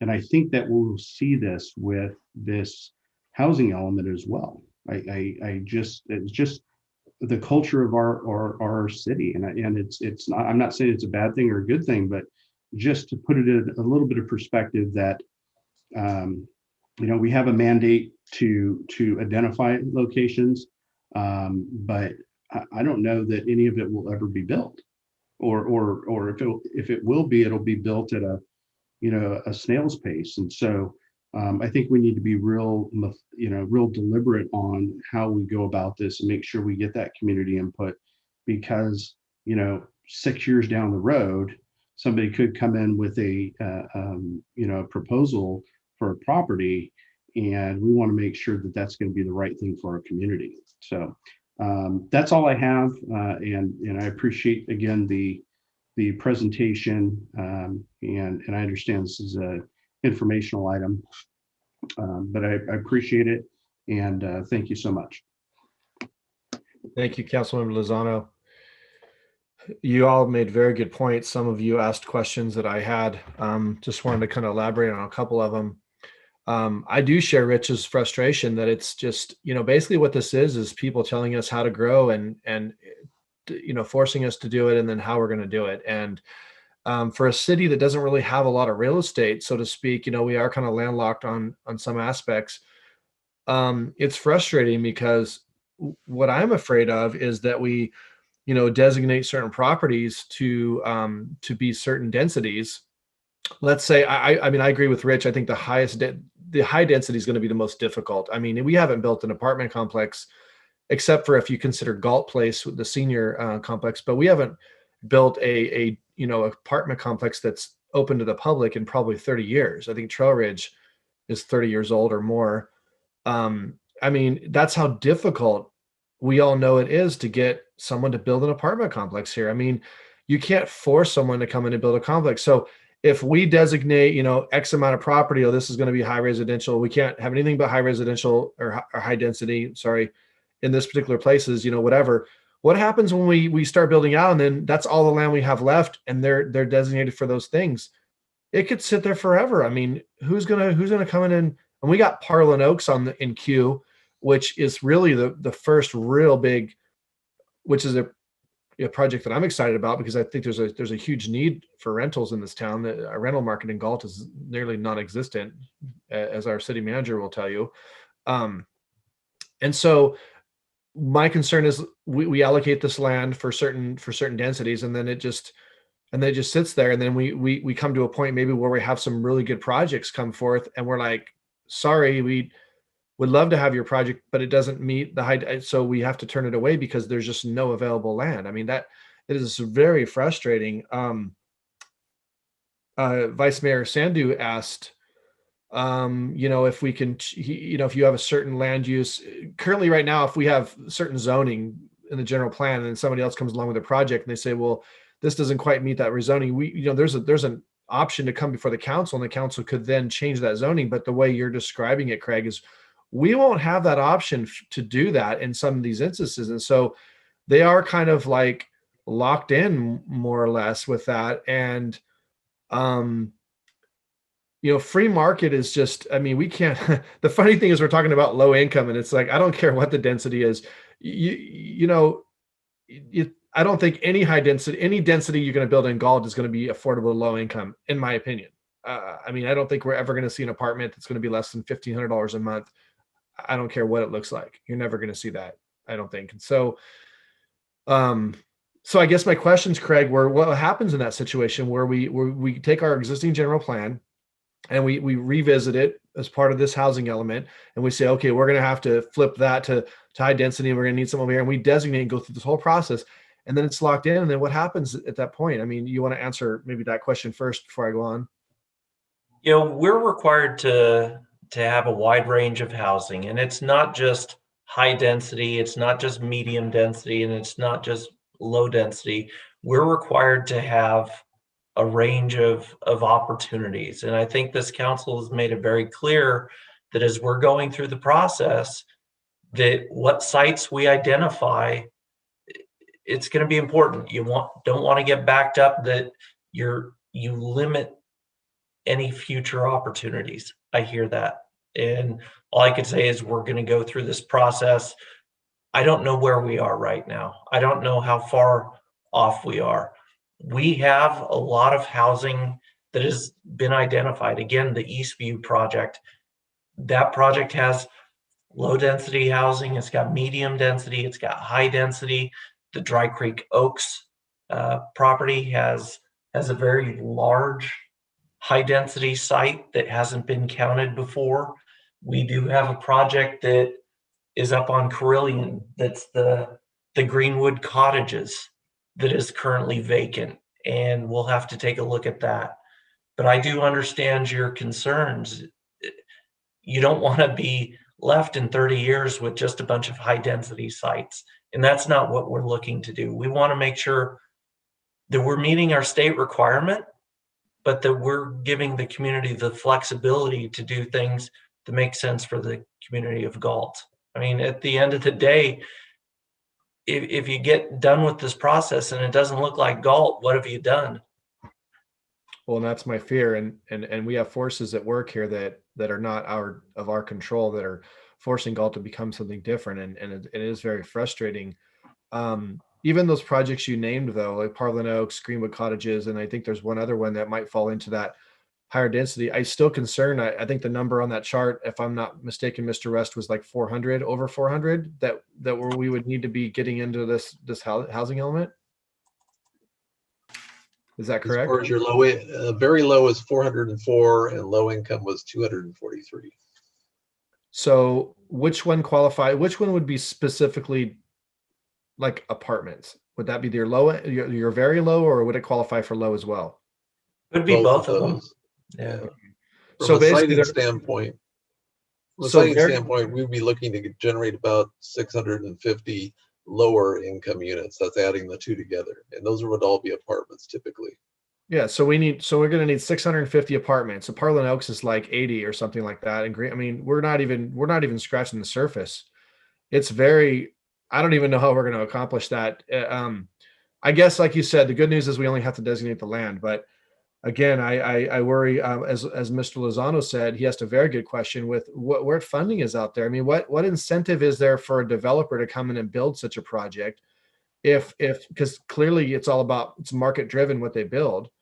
What incentive is there for to drive that? I mean, they're going to have to come up with something at some point for us to be able to accomplish these things. It's like this thing is so unreachable, and it seems, and they expect us to meet it. Well, the one thing I would say, when we start talking about apartments, when we start talking about higher density projects, I know it's you throw out the 640 number, but if you start looking and going, hey, what's an apartment complex? Is it coming in somewhere of a density of 20 to 25 units per acre? That's 32 acres. We can find 32 acres within the community of Galt to meet these numbers. It's not going to be so bad that it limits us. I'm just saying, I don't think we have that land designated right now, but I think we've got a lot of work cut out for us over the next couple months. One one of the things I was most excited about this project is if there was a consulting company that we were going to get to come in and work on this project, it was Mintier Harnish. They know this community. They have a long-term history with us. They know the culture of this community, and they know the expectations. And we're going to work on this together, and we're going to make it happen. It's going to be a process. So I have one last comment. Are we able to designate area in the sphere of influence, or does this have to be specifically in incorporated areas? Rick? We can designate areas out in the sphere, but that would have to go along with programs that would bring that into the city within that 8-year planning period, as well as support it being built within that 8-year planning period. So when you start to talk about an annexation, that just adds more time to your overall process, and whether you can achieve it in 8 years is a question mark. I think that's going to be a policy call that the council ultimately has to make. But the first step is we really need to figure out where we are right now. And once we know that, then we can figure out where we need to be. Agreed. So just one last comment, and this doesn't pertain exactly to Galt, but how do communities that are, I guess, for lack of a better word, affluent, that obviously are in California that are hit with such things, how do they adapt? I mean, you obviously have certain cities, we can all think of some that are, pretty affluent areas that don't have any such low income or high density housing. How do you even begin to do something with a city like that? I mean, Mr. Rest. Mr. Mayor, there's a range of solutions. We're working in the town of Los Gatos right now, which is a very affluent town in the foothills of the San Francisco Bay. They're looking, in their case, a lot of infill development, what they call missing middle housing. So creating triplexes on existing single family home lots. We're working in the city of Carlsbad right now. They achieve a lot of their housing through accessory dwelling units, as well as they have an inclusionary housing component. Whereas if you build a new subdivision, you're required to build affordable housing with that subdivision. And the developers in that case probably subsidizing the cost of the unit. Then it's deed restricted for 50 years. So those are some broad tools. Accessory dwelling units are a hot topic to be used. And a lot of affluent communities are looking at what they can do to push down the size of units to get what they call micro units, prefab development. So you're actually talking about units that are in the 600 to 800 square foot range in order to drive affordability. Well, thank you for that. And I'm sure those Los Gatos duplexes are going to be really affordable too. Yeah, that's a challenge. So I think a lot of my other questions I'm going to save, because I think they would be more better served at a later time when we start really diving into this thing. I just want to touch real quickly on what Vice Mayor Sandhu said about the public input. It is very challenging with COVID. I worry about the senior input, and I worry about the lower income and Hispanic that maybe are not so inclined to ever watch a council meeting, or and there's seniors that are not, tech savvy, that are not going to be able to jump on a Zoom or whatever. I think we got to figure out, we got to be very creative in how we're able to get input on those, from those demographics, I think. So again, so I guess that's all. I'm going to wrap up. I'm going to keep beating this subject up here. Thank you for the presentation, Mr. Rust and Craig, for answering my questions. Does any of the council have any additional questions before I kind of wrap up this topic here? Yeah, I have one last question. Mr. Vandenberg. The zoning, we have an 8-year cycle. Can we rezone after that 8-year cycle, or is that zoning for high density, let's say, is that permanent? It would be, you're required, if you're counting it towards your RENA number, you have to have that rezoning completed within 3 years of your housing element going forward. So in this case, by 2024. but I think, Go ahead. no, I was going to, what you're identifying is, so we identify all these sites, we get through our housing cycle, and it's a big number right now. The 5th cycle, it was low. So what's going to happen in the 7th cycle? We don't know what that number is. What happens if that number actually goes down? Could you have a situation where you have a bunch of sites, they're vacant, you have a lower number, and you don't need those high density sites then? Could you potentially rezone those because you don't need them? You could to meet that new housing cycle.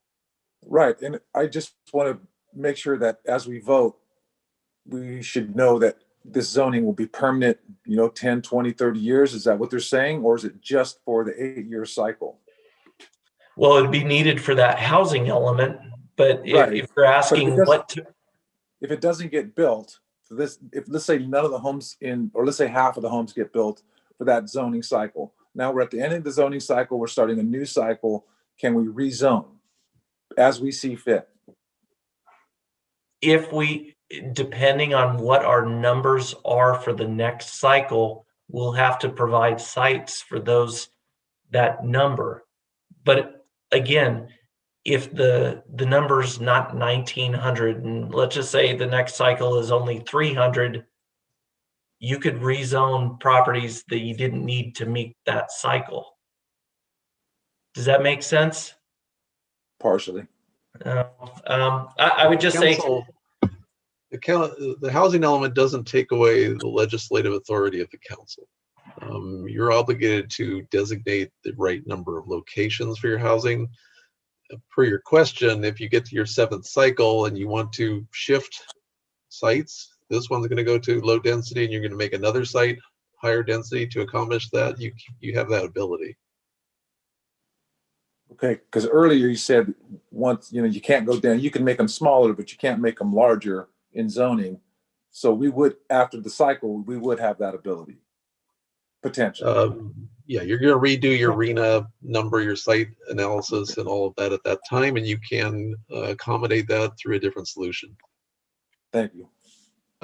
To piggyback on the council member's question, what if we designated a spot for high density and then we met our arena requirement, and then within that 8 years we had a developer come along and said, I'd love to do a high density project, but I don't want to do it right there. Can I do it over here? Could we as a council flip flop zoning and exchange as long as we still met the number criteria?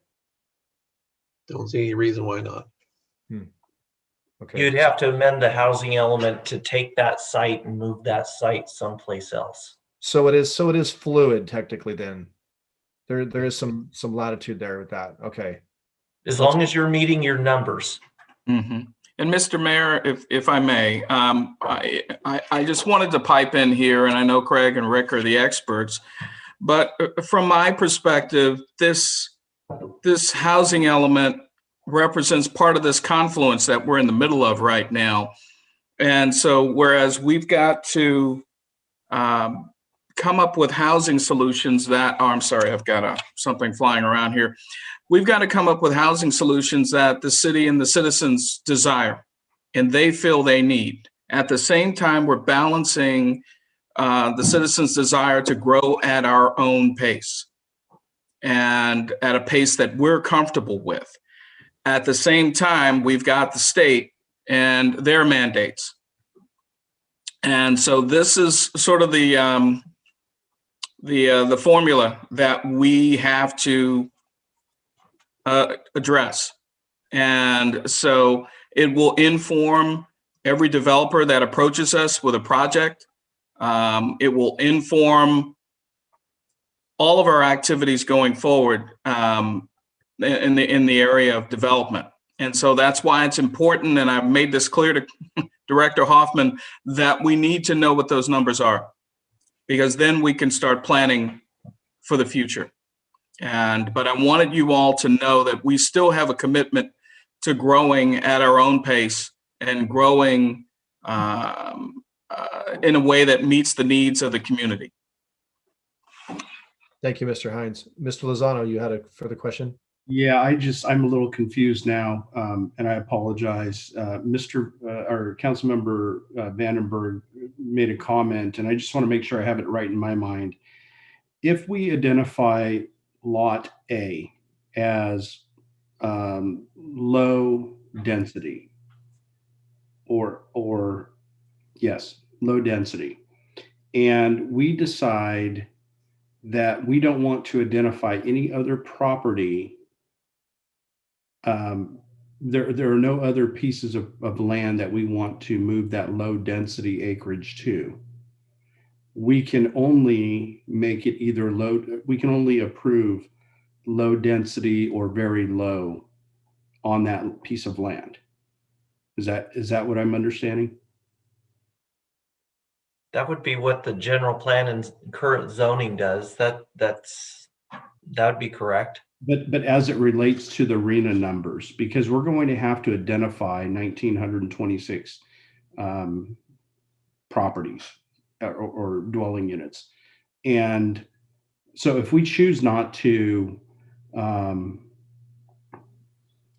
we've identified it, right? And like I said, property A is low density, and somebody comes and says, hey, we want to buy that piece of property, but we want moderate density on it.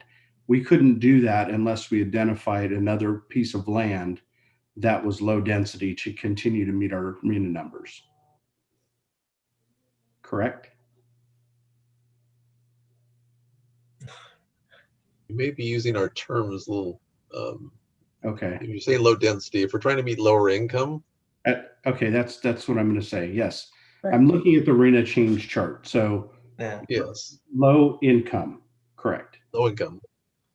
So if you were to lose that site, or it doesn't develop out to the extent that we took credit for in our RENA numbers, we would have to replace that somewhere in the community. Yes. Or we could make it very low, correct, to increase our number on that site so that we still match or meet our numbers. Can we do that? As long as you're meeting the overall numbers, you can make those changes. Okay. And I mentioned a little earlier, we will provide you with a buffer.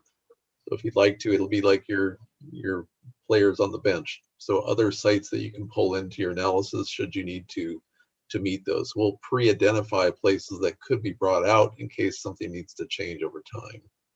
I just want to make sure that we're not, as we go through this process, that there's not an understanding that we're 100% locked into that particular site A is X. We can actually move site A's X to another site and put different numbers in site A.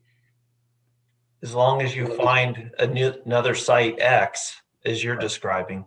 Right. Okay. All right. Perfect. Thank you. Council member or Vice Mayor Sandu, I see your microphone's off. Did you have a comment or no, sir? No. Okay. Thank you for clarifying that. That was a great follow-up question because I think there was some misconfusion. So basically, and again, it sounds like what we're going to end up with is not so much looking at units. Units are going to equate to acreage. So once you figure out what very low and low income is going to equal per acre, how many dwellings, then we're going to basically come up with a formula saying, okay, we're going to roll out a map of Galt and say, okay, we need 34 acres here somewhere. We need 34 acres total somewhere that's going to be apartment complexes, for example. That's what's going to end up being, right? Yeah. Yes. Yes. Okay. Well, unless anybody has any further, Ms. Huber, did we ask for public comment on this item yet? Not yet. Okay. Ms. Roddicker, do we have any hands raised on this topic? We do have one public comment from Jerry Sauter. Okay, go ahead, Mr. Sauter. Hello, thank you for quick second to speak. I just wanted to add an ask with regard to the public comment. I appreciate the council members all speaking up about making sure we get good public comment. I would like to just ask that the input and the communication on this rather important issue be very clearly laid out to the impact of the citizens of Galt and how potential development in selected areas will pan out and timetables. My only concern is that we could run into a lot of the public confusion with some of the other master plans and things that have come up as of late.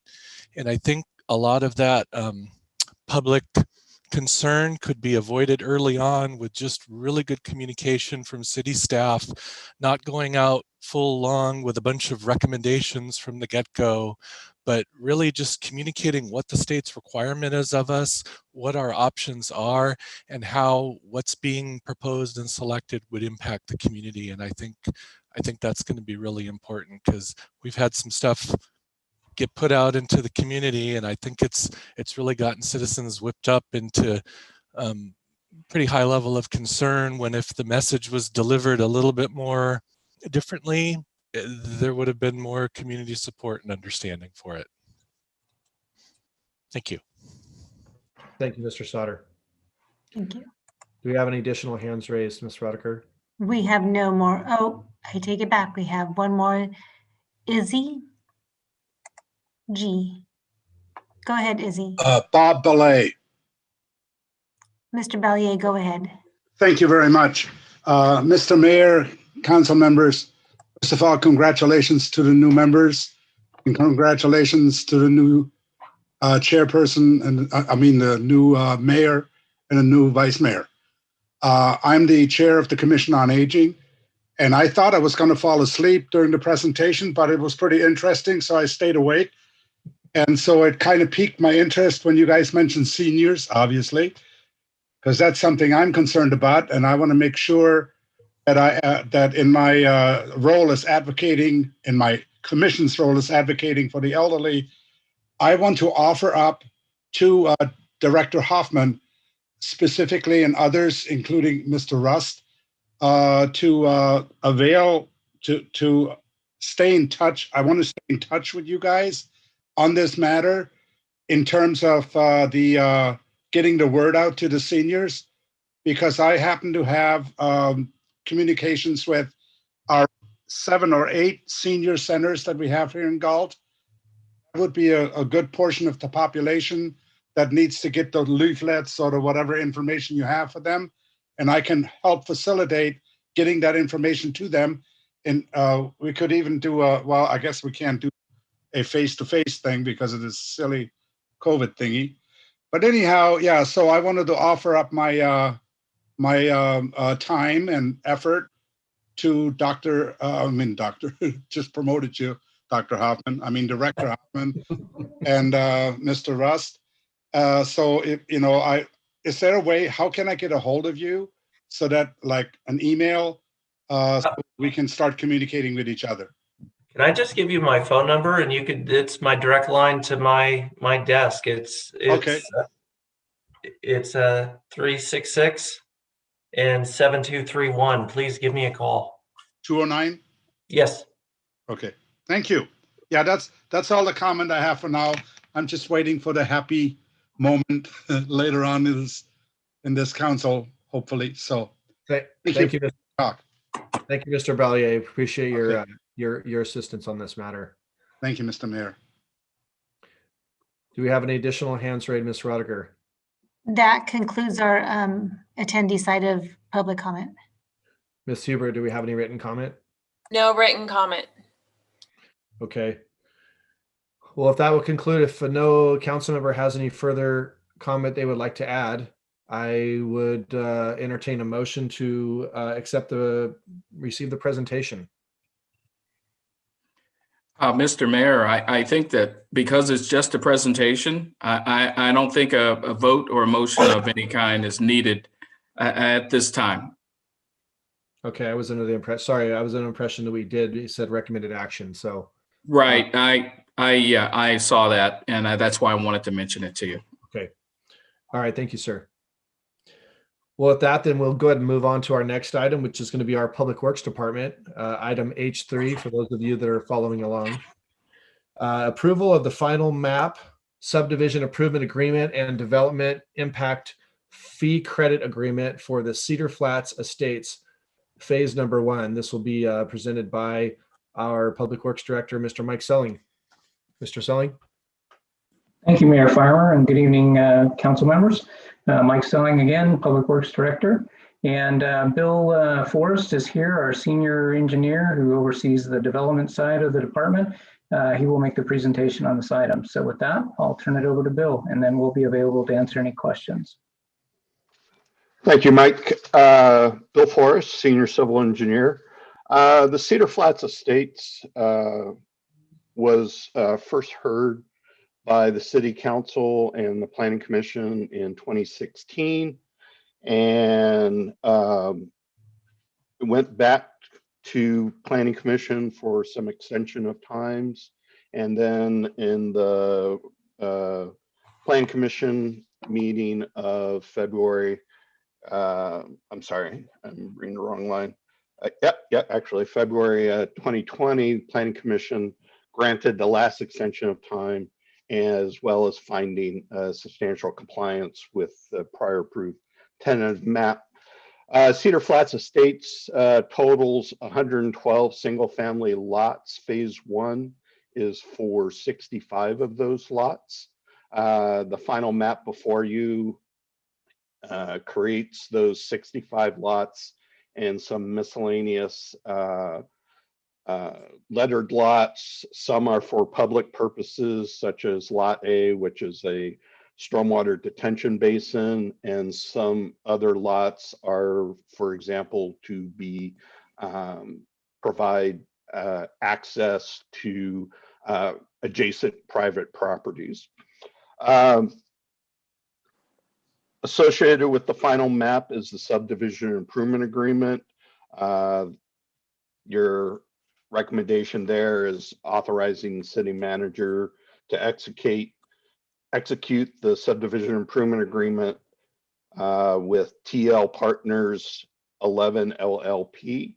Also before you is a recommendation authorizing Director of Public Works to execute and file what's called a development impact fee credit agreement. It is specifically for cost sharing in the bridge over the south tributary Dead Man's Gulch, connecting to Cedar Flat Avenue to the north. And then the last item is authorizing the Director of Public Works to execute particularly development impact fee credit agreements for any project in the future, in that we wouldn't need to bring that particular item back before council. With that, the credit agreement is against the traffic capital improvement program fees, street improvements that are collected at building permit. And unless the city council has any additional question, that concludes my presentation. Thank you, Mr. Forrest. Mr. Selling, do you have anything to add before I go to the council for questions? No, I think Bill covered it pretty well. What I would say is typically a final map, per the Subdivision Map Act, this is essentially, a straightforward approval. But really we wanted to utilize this opportunity as kind of a chance to maybe educate, particularly with a couple of new council members about the process. So normally this would be a consent type item, but we wanted to take the opportunity to explain the process to the council and essentially to the community. So thank you, Mr. So could I also note, I think that Mike was going to note that there are a couple of technical changes and clarifications, particularly in the credit agreement. So when it gets approved, we would like it approved subject to minor clarifications and corrections approved by the city manager and the city attorney. Okay. And I think that's covered in the resolution. Sorry. Yeah, thanks, Harriet. That was going to be my question. Is it included in the language already? Okay. Yes. All right. Thank you. Thank you, Mr. Selling. Do we have any questions for Mr. Forrest or for Mr. Selling from the council? Mr. Mayor. Yes, Vice Mayor, go ahead. Yes, I have a couple of questions. One thing is free credit agreement. This is the credit we gave to the developer, or how? Can you a little bit more explanation on this? Yeah, I can take a stab and Bill can jump in. Essentially, the way a fee credit agreement works is, as such in this case, like Bill said, this is primarily for a structure to cross the Dead Man's Gulch to connect Cedar Flats Avenue to the north. So what happens in this type of a case is the developer will build these improvements, construct these improvements, and then we will give them a credit against what their traffic impact fees would have been. So that's essentially how it works. So they're building something that that we need, that they need as well for their development. But anyway, there's there's benefit for the city as well in that road connection through that structure, and so they get credit for that towards what their fees would have been. And I don't know if Bill wants to add anything further. Yeah.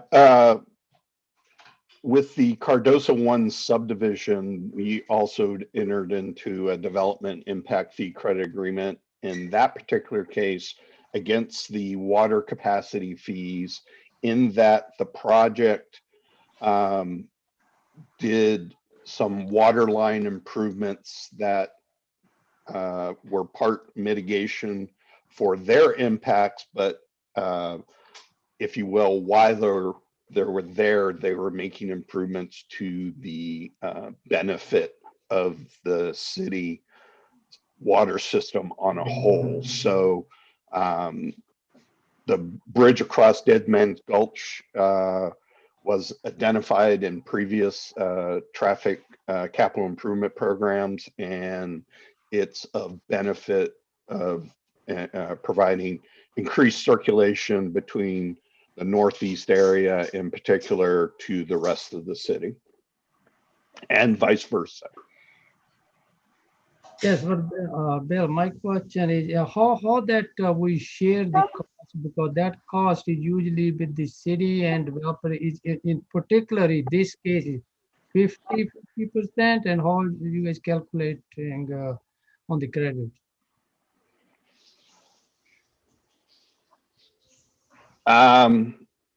Essentially, we kind of figure out what's their mitigation, if you will, their fair share component of an item. Usually that's identified in the case of street or traffic improvements in a traffic impact analysis.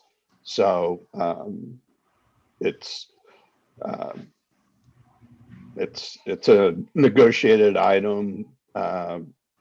If we have some points of information of if things are of general benefit or of specific benefit to a project, then that's how we, for example, on the water line example that I mentioned previous, some part of that water line was their mitigation and some part was providing a benefit to the city. I think in this case, Vice Mayor, as far as the traffic generation of this particular development, what's their fair share, like Bill was mentioning, versus what's the overall traffic circulation volume that we would that our modeling circulation element has projected for there. So if they're essentially triggering or generating half of the volume, that is how their fair share is determined. Thank you. My other question is on the recommendation number 4, authorizing the Director of Public Works to execute any future development. I do understand we're going to accept the agreement, but any future development means we giving the authorized forever or forever, whatever future any project come in, or can you a little bit more explain? Yeah, sure. So typically these things are pretty straightforward as far as, like we gave a couple of examples, whether it's traffic volume based or if it's, what's the development share of, say, a water line or some other, public works improvement. And so it's pretty straightforward as to, what the development share is versus what's the overall benefit. And so it's just kind of a to facilitate the process in terms of time frame. It's kind of a minor type of agreement that we can, like I said, there's a good quantifiable basis for what the split is. And so it's something, that can be done at the department level rather than, bringing it up to council. So again, it's just something to facilitate the process. If the council obviously, would rather have these come to the council, we can forego that and bring them to the council as they come up in the future. So either which way, but it was just something to kind of facilitate the process. So. The other thing, the region, the department wanted changes because due to the timing, or what was the reason behind it? Because this was not before the council. This is something we going to, as a council, going to give the authority. And what was the really reason? Because the timing, or what?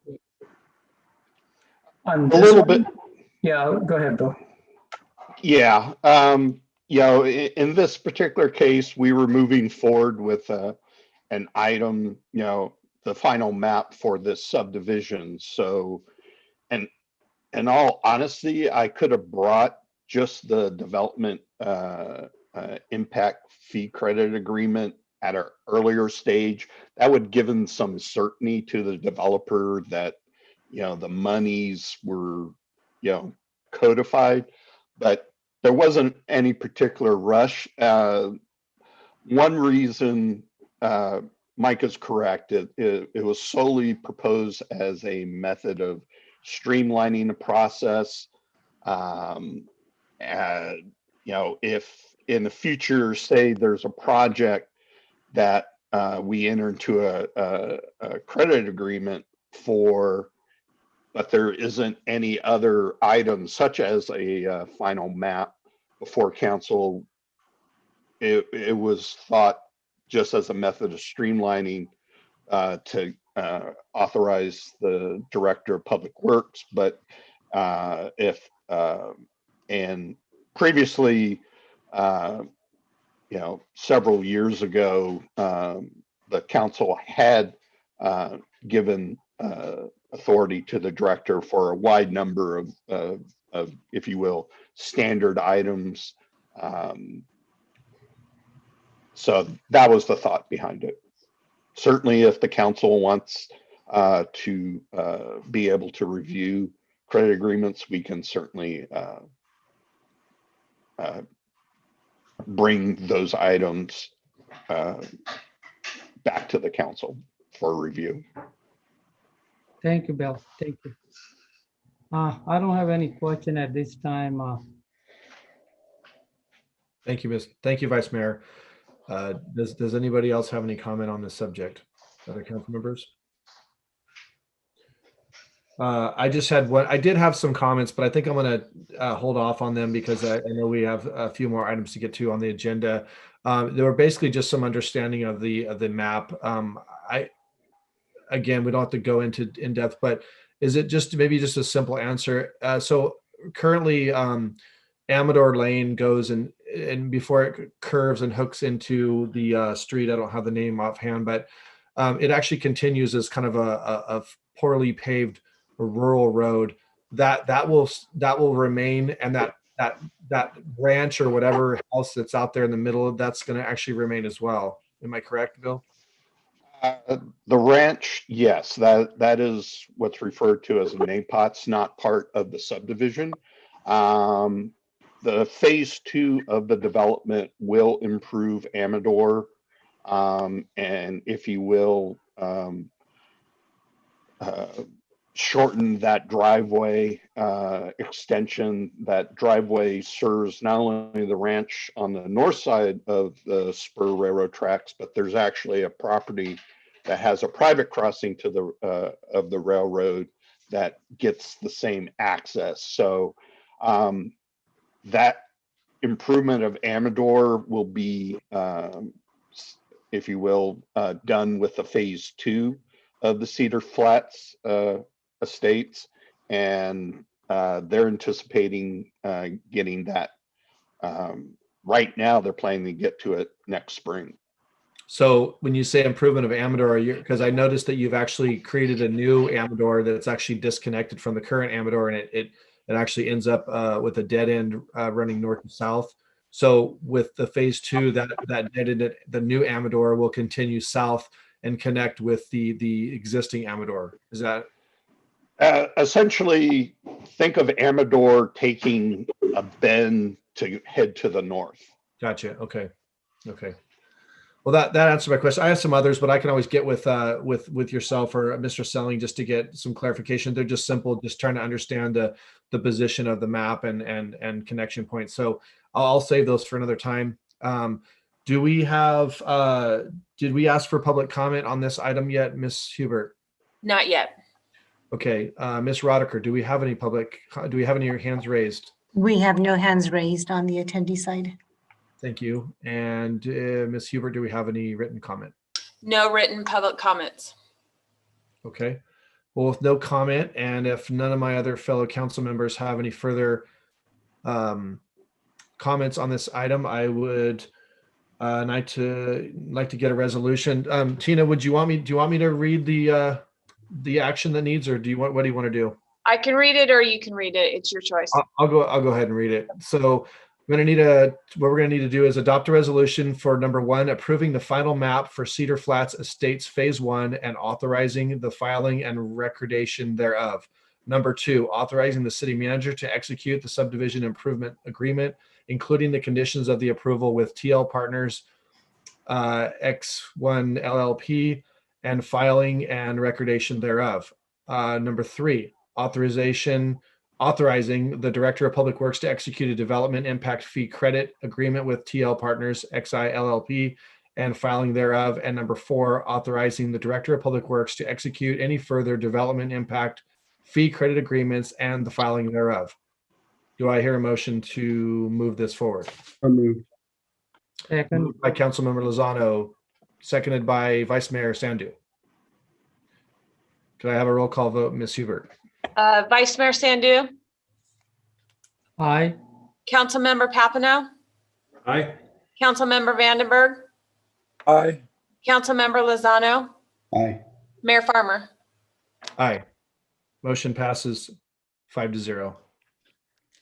Thank you. Thank you, Mr. Forrest. Thank you, Mr. Selling. Moving on to our next item, actually will be Mr. Selling will need to stick around. Number H4, subject is the Consumnes Subbasin Groundwater Management Update. Mr. Selling. Thank you again, Mr. Mayor. And again, Mike Selling, Public Works Director. And basically what I wanted to take you through tonight, something we've been working on for a number of years already, and give you an update. So first I'll give you a background on where we've been and why, and then where we're going. So basically this is for the Consumnes Subbasin, which is the sole source of water for the city of Galt. 100% of our water comes from that. So a little bit of background. In 2014, the state passed legislation that requires all groundwater basins to develop a groundwater sustainability plan, which we refer to as GSP. There's a lot of acronyms in this, so I apologize, and feel free to stop me or ask questions afterwards to clarify anything. So anyway, the GSP is what we're required to prepare. And the Department of Water Resources, which is referred to as DWR, has the oversight responsibility and categorize the basins on the amount of overdraft, which is the amount of water that's being taken out, which exceeds the amount of water flowing back in or recharging the basin. The Consumnes Subbasin, again, Galt's sole water source, is classified as medium priority by DWR, and it has an estimated net overdraft of 10,000 acre feet per year. And an acre foot is, if you can simply imagine, a 1 acre plot of land if it had a foot of water on top of it. So that's what an acre foot is. So consequently, our GSP, our plan, is due in January next year, 2022. The GSP must show sustainability, which is no net overdraft of the basin by 2042, meaning that essentially the basin is either increasing in the water volume or it's staying, static, if you will. It's not depleting. Obviously, local management is preferred over state management. And to that end, Galt became a groundwater sustainability agency, another acronym, GSA, in 2017, and is working with 6 other GSAs to complete the GSP, the plan. As noted on the slide, we've had 2 framework agreements approved by council to support these efforts. And I'm happy to report that we have very good working relationships amongst the group. Next slide, please. So this is a map of the basin, and basically it's color coded by the various 7 GSAs, or groundwater sustainability agencies. For Galt, you can see kind of toward the lower left is the pink area, and then you can see the other agencies. The purple on the far right is Amador County, actually, groundwater management agency. So the basin extends into another county. The rest of it is in Sacramento County, and you can see the other GSAs, Slough House Resource Conservation District in the kind of orange color, Clay Water District kind of in the center in the light blue, Galt Irrigation District, which is in the green, and primarily surrounds the city. And then up toward the top is Omichumney Hartwell Water District, which is kind of in that, I don't know if you want to call that a lighter pink maybe. And then you've got Sacramento County, which is kind of to the west and north of the city. That's the hatched area. And I think I got them all with that. So, so essentially what I also want to point out on this map is for the city of Galt, and it's kind of hard to see on this because it's kind of small, but our area will be changing due to the annexations that we've had, i.e. the industrial annexation that we had to the west of the city a couple of years ago, I think. The Summerfield annexation for that development just north of Twin Cities Road there, kind of the northeast area of the city. And then the Notch annexation and the Island one, which was the most recent annexation. Next slide, please. So I already touched on the first couple of bullet points here, but just to reiterate, the Cosumnes Subbasin is considered medium priority by the state. And so we have 20 years to achieve sustainability through our plan that's due next year. Since the subbasin is overdrafted about 10,000 acre-feet annually, the plan needs to show how the collective GSAs, i.e. the 7 agencies, will eliminate the overdraft through projects and conservation measures, or what we call management actions. On the projects and conservation measures or management actions, the plan needs to specify how they will work, quantify the amount of recharge or conservation each is anticipated to achieve, and provide a time frame for each one of those projects or management actions. Obviously, some projects will take some time, probably a few years to go through the planning process, and then also may take some additional time to secure full funding. As noted, the city's share is relatively small compared to some of the ag entities. However, the state looks at each basin as a whole. So we kind of sink or swim, as a group. So it's important that we work together with the other GSAs and coordinate our efforts.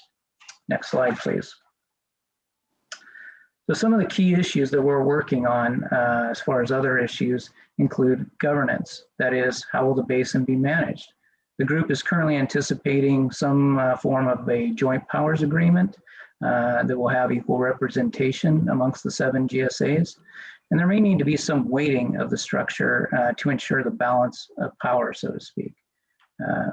Whatever form is ultimately agreed to, the major decisions will be the implementation of the projects to achieve the sustainability and the ongoing basin monitoring and reporting. Funding is the other major issue. Things like how projects and management or the conservation actions and ongoing administration and monitoring will be paid for. Sacramento County has recently offered to take the lead to establish a fee program. The city has the option to participate in the county's program because the city, we are a separate entity, or we can do something on our own. There's no commitments yet. We are currently discussing alternatives on how the county's proposed program would be structured, and it seems likely that there will need to be some hybrid approach where every parcel or landowner will pay a small portion of the fee, essentially that they are receiving some benefit from the management of the basin, And then there will also be the larger component of it will be a portion based on the amount of water extracted from the basin or pumped. So we'll be working with our legal to address any potential legal concerns or issues in relation to that. Next slide, please. So some of the next steps, first of all, to confirm the projects and management actions list. This is something that will be done at the staff level. And we've got a draft list now that we're working on. So we'll be working to refine that. And then we can have the consultant that's assisting the agencies on this effort kind of crank the numbers, if you will, what the anticipated estimated cost would be for some of those projects and management actions would be the key thing that will, obviously play into what the fee structure is and what how much the fees would be. And that is something that we as at the staff level are, tasked to complete by next month. And then the second item I have listed on here is to complete the boundary changes. As I mentioned before with our annexations, that they affect 3 other agencies, and those are the Galt Irrigation District, the Slough House Resource Conservation District, and the County of Sacramento. And the good news I have to report there is essentially the County of Sacramento some weeks ago, basically didn't need any kind of a document or a memorandum of understanding or agreement. They were fine to go ahead and process the boundary changes that affected them with DWR. And so the way that process works is essentially whoever is relinquishing a portion of their area has to make DWR aware first, essentially that they are consensual to that. And then the agency who is now taking over that area then has the second piece to basically confirm that yes, they are taking over that area. And that way DWR knows that there's no contentiousness in the boundary change.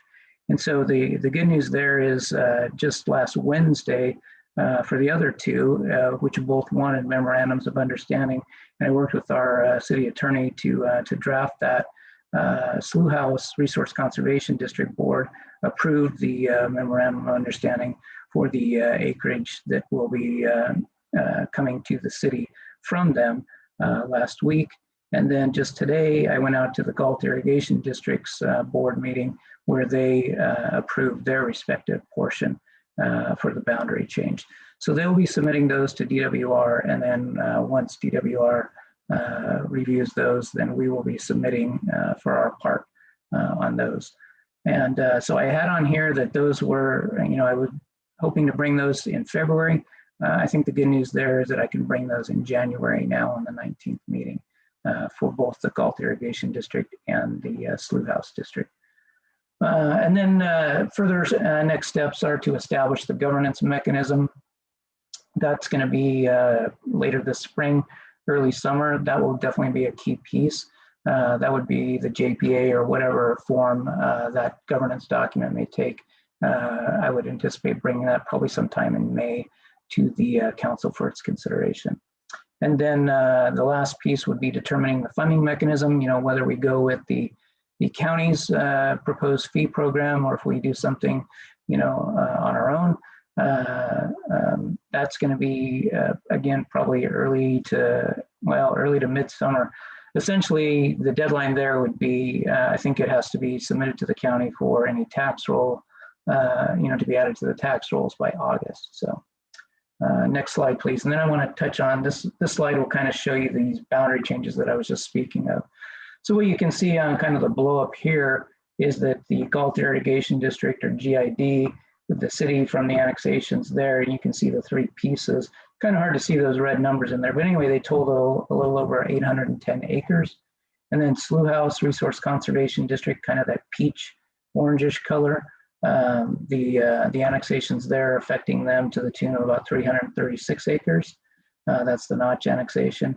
And then the last one, Sac County, there's about just under 50 acres there between the island annexation. And then there's another 10 acres over near the golf course, which we both agreed that it didn't make a whole lot of sense for them to have this little tiny 10-acre piece over there all by its lonesome. So, and next slide, please. So with that, that's kind of where we've been and where we are and where we're going. And I'm available to answer any questions. Thank you. Thank you, Mr. Selling. Do I have any comments by council members on this item?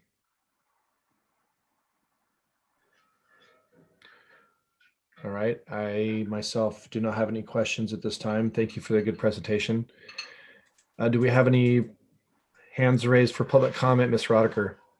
We currently do not have any hands raised. Thank you. Do we have any written comment, Ms. Hubert? No written comments. Okay.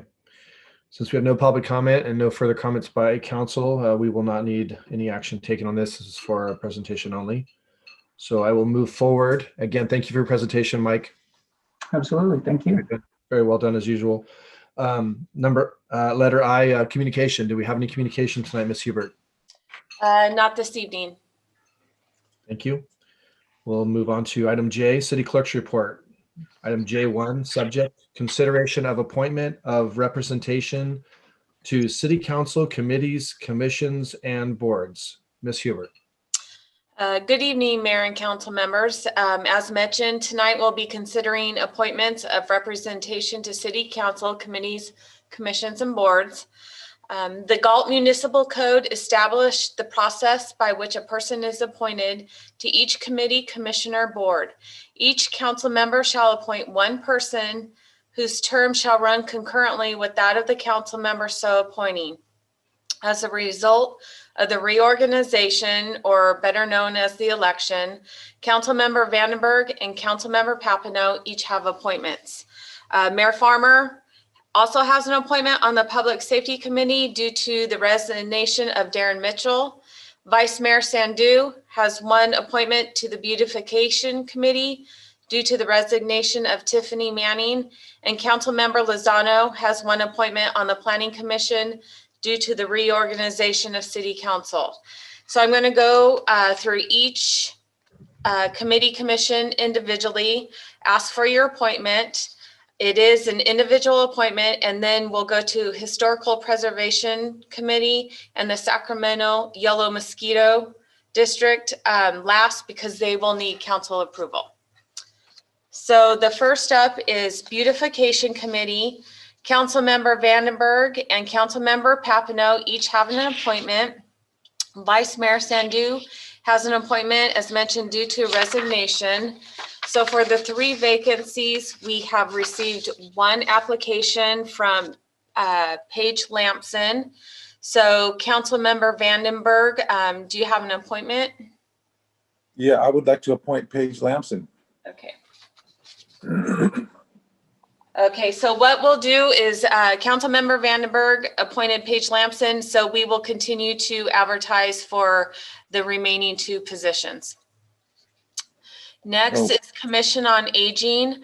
The agenda report erroneously stated 4 vacancies at the top. However, there were only 2 vacancies, Councilmember Vandenberg and Councilmember Papineau. On December 9th, Sherilyn Kahn submitted her resignation as she is moving to a different city. So now Councilmember Lozano also has an appointment. So with our 3 vacancies, we did receive 2 applications, one from Robert Ballier and one from Andrea Johnson. Councilmember Vandenberg, do you have an appointment? Yeah, I spoke with Andrea Johnson. I'd like to appoint her. Councilmember Papineau? Yes, I know Mr. Ballier's reputation well, and would like to appoint him. Okay, and Councilmember Lozano will continue to advertise for your appointment. The Galt Youth Commission has 2 vacancies. Councilmember Vandenberg and Councilmember Papineau each have an appointment. The applicants are Michael Hodge and Paige Lampson. Councilmember Vandenberg, do you have an appointment? I'm sorry, what was for which one? Galt Youth Commission. Yeah, I'd like to appoint Paige Lampson as well. And Councilmember Papineau? I'd like to appoint Mr. Hodge. Okay. Parks and Recreation Commission, two vacancies, Councilmember Vandenberg and Councilmember Papineau. We have received 3 applications from Chris J. Smith, John Jed McNamara, and Jeff Hood. Councilmember Vandenberg. I'd like to appoint Chris Smith. And Councilmember Papineau. Yes, I'd like to appoint John McNamara.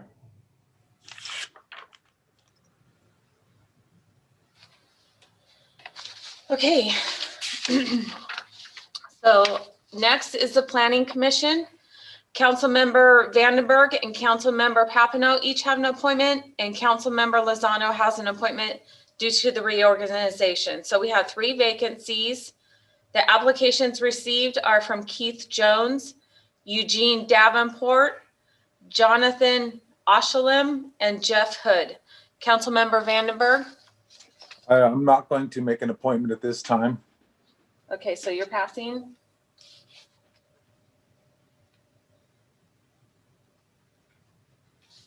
Councilmember Papineau.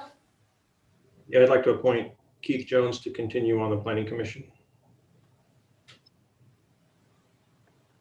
Councilmember Lozano. I'd like to appoint Jeff Hood to the Planning Commission.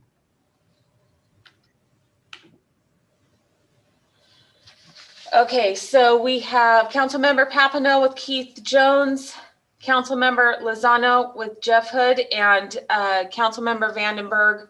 We will continue to advertise. Public Safety Committee, Councilmember Vandenberg, Councilmember Papineau, and Mayor Farmer each have appointments. So there are 3 vacancies. The applications received are from Brian Schaaf, Jamie Cates, and Timothy Reed. Councilmember Vandenberg. I would like to appoint Brian Schaaf. I believe I have that right. Councilmember Papineau. I'd like to appoint Jamie Cates. And Mayor Farmer. Hang on a second. What's the third name? I was going to appoint Jamie, but that's fine. They're all getting appointed. I would like to. What's the last applicant? I don't have it in front of me. Timothy Reed. Timothy Reed. That's right. Yes, I am familiar with Timothy Reed, and I think he would be a great asset. I would like to appoint him. Okay. Okay, so now we are going to the appointments by City Council. So the next is Historical Preservation Advisory Committee. We do have 5 vacancies. We have received 2 applications, one from Ida Denier and Jeff Joliffe. Pardon me if I misspoke. So we can take a motion to appoint those 2 and keep advertising, but it is a council decision. I'd like to make a motion to appoint those 2 to the 2022 term ending. Second.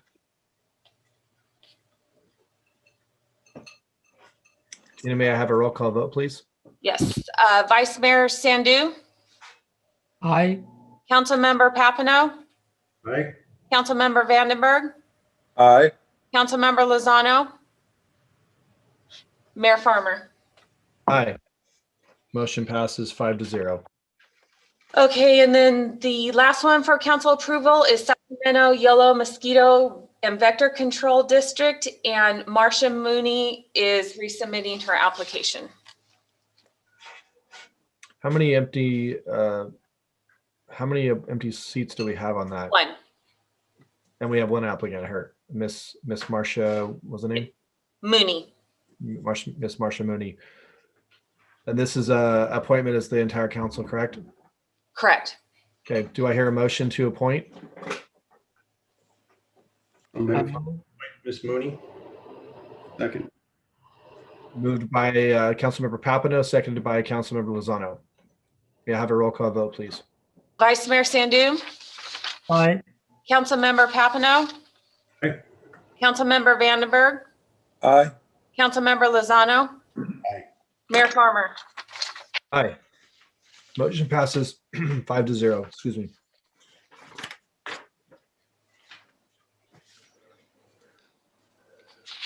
We need to ask for public comment on this item, Ms. Hubert? Yes. Okay, do we have any hands raised, Ms. Rodiger? Do have a hand raised. It's Mr. Bellier. Sure, Mr. Balliet, go ahead. Mr. Bellier, go ahead. Unmute your mic. Thank you. Thank you. Thank you, Councilman Kevin. I'm having a hard time with your last name. Forgive me for that. And, I will, of course, continue to work hard to advocate for the elderly in the city of Galt. And I thank you for giving me the opportunity to do so. And I think I'll retire at 78. I'm 74 now. So I think this 4-year thing might be who knows what's going to happen in 4 years. Anyway, thanks a lot. I appreciate it. And I'm very honored by your appointment. Thank you. For serving. Thank you, Mr. Bellier. And thank you for continuing to serve. You're a great asset to that commission. Thank you. Thank you very much. Ms. Hubert, do we have any written comments? No written comments. And no further hands raised, Ms. Rodiker? That is correct. Okay. Do I have any comments from council on this item before we move on? All right, with no further comment, we will now move on to our last item, the regular calendar, item J2, subject review city council appointments to regional boards, commissions, and committees. Ms. Hubert.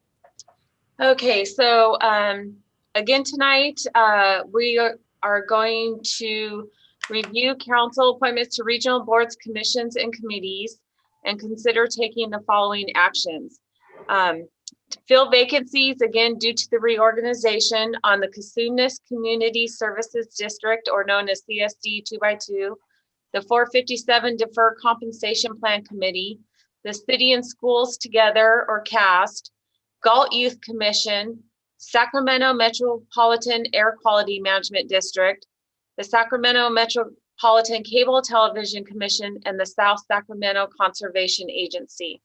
We'll also consider filling any assignments where city council members desire to be removed from a current position, and consider making any other changes to assignments as desired by city council. So I'm just going to go line by line on the master roster, which was attached to your agenda report. It gives a brief description of the meeting along with the meeting times. So the first opening, Casunas Community Services District, the 2x2, we have 2 vacant positions. I'd like to be a part of that if I could. Yes, Mr. Lozano. Anybody else would like to join him on that? I would like to part of that if everybody agree. Vice Mayor Lozano and Councilor Lozano, Vice Mayor Sandu and Councilor Lozano. Thank you. Okay. Next is the 457 Deferred Compensation Plan Committee, and there is 1 vacant position. Would anybody be interested in serving on this? I noticed there's no meeting times on those 2 items. The CSD 2x2 meets quarterly on the 3rd Thursday of the month at 3:30 p.m. And it looks like, and Stephanie can talk more, but we have meets at least annually to review the statement. Yeah, so based on the deferred compensation plan charter that I found, which was signed back in 2014, the committee is supposed to meet on an annual basis to review the investment plan performance. The committee itself is comprised of the city manager, who is the chairperson, the city attorney, the finance director, the HR director, and then 1 city council member. Would you like to serve on that, Mr. Vandenberg? Yes. Thank you. Thank you, Ms. Van Stein. Thank you. Okay, next is Cities and Schools Together, also known as CAST. We have 2 vacant positions and the alternate Sean Farmer. I would like to move into the priority position on that if the rest of the council is okay with that, and then let somebody else be the alternate. I'd like to be the alternate. I'm fine with you taking the primary on that. Thank you, Councilmember Papineau. And we actually have 2 primary, so if anyone's interested, we have 1 more primary. I could actually go as the second primary then. Okay. Yes. And then an alternate. I'll fill the alternate. Okay.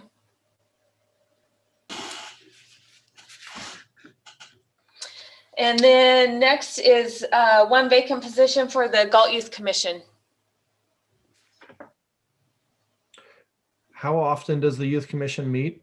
The first Monday of every month at 6 p.m. If no one else would like that, I would take that unless someone would like it. I don't want to cut in front of somebody. Okay, then I will be fine with taking that one as well. Okay. I will do the alternate if nobody else wants the alternate. There is no alternate for the Youth Commission. Would you, Vice Mayor of Sandu, would you like to have that position? I don't want to take it from you if you desire it. No, that's fine, Sean. Okay.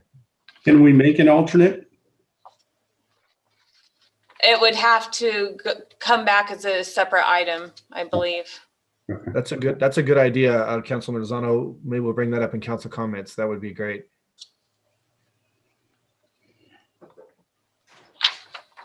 Okay, Public Safety Committee. Right now we have Sean Farmer and Paul Sandu. Mine. I'm fine with continuing with that as well. Okay, next are the outside agencies. Just going down the list, we have City Selection Committee that is concurrent with the mayoral term. So that is Mayor Farmer. We have the Greater Sacramento Economic Council. Right now, the city manager is the city's voting representative.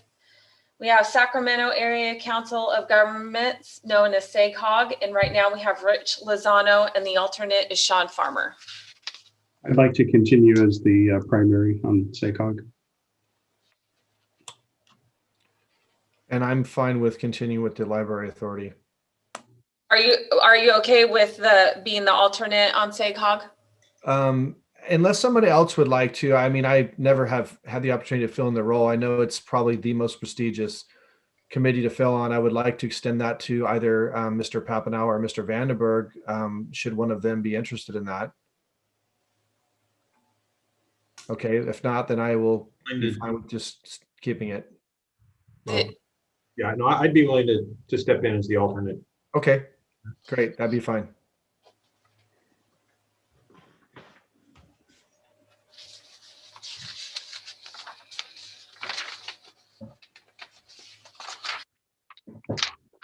Okay, next we have the Sacramento County Criminal Justice Cabinet. And right now the Chief of Police is the representative.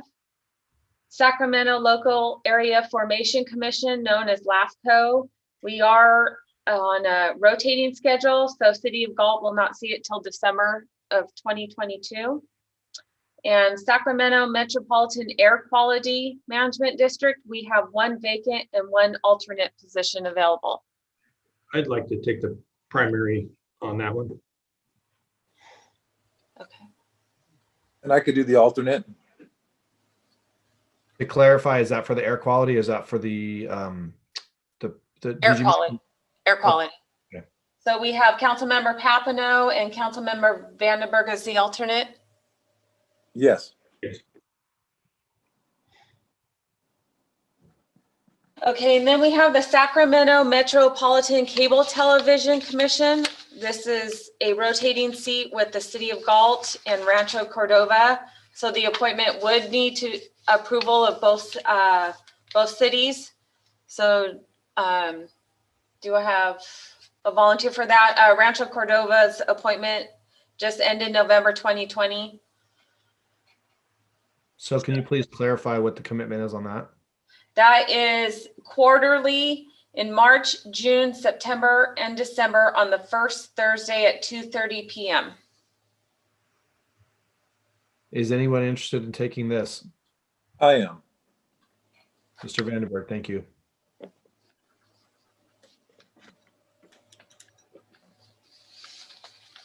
Okay, next we have Sacramento Public Library Authority, and we have Sean Farmer.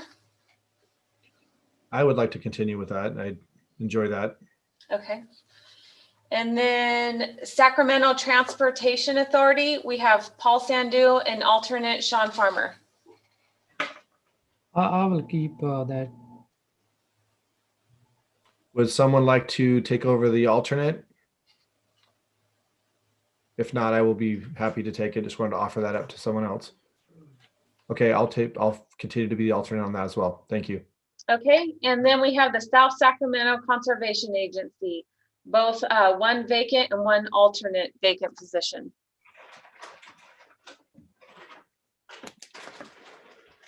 I'm sorry, can you repeat it again, Ms. Hubert? It is the South Sacramento Conservation Agency. They meet the last Monday of the month at 11:30 a.m. Okay. Is anyone interested in that? I will take if nobody else in interest. Thank you, Vice Mayor. Anyone interested in the alternate or come I will do the alternate. Okay.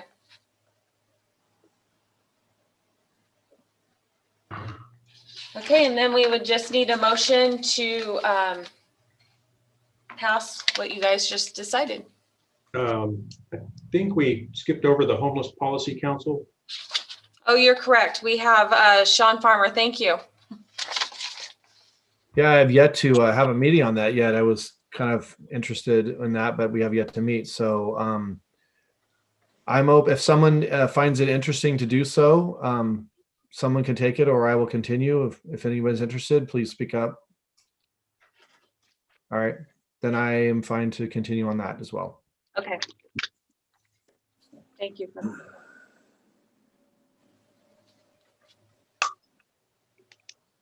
Okay.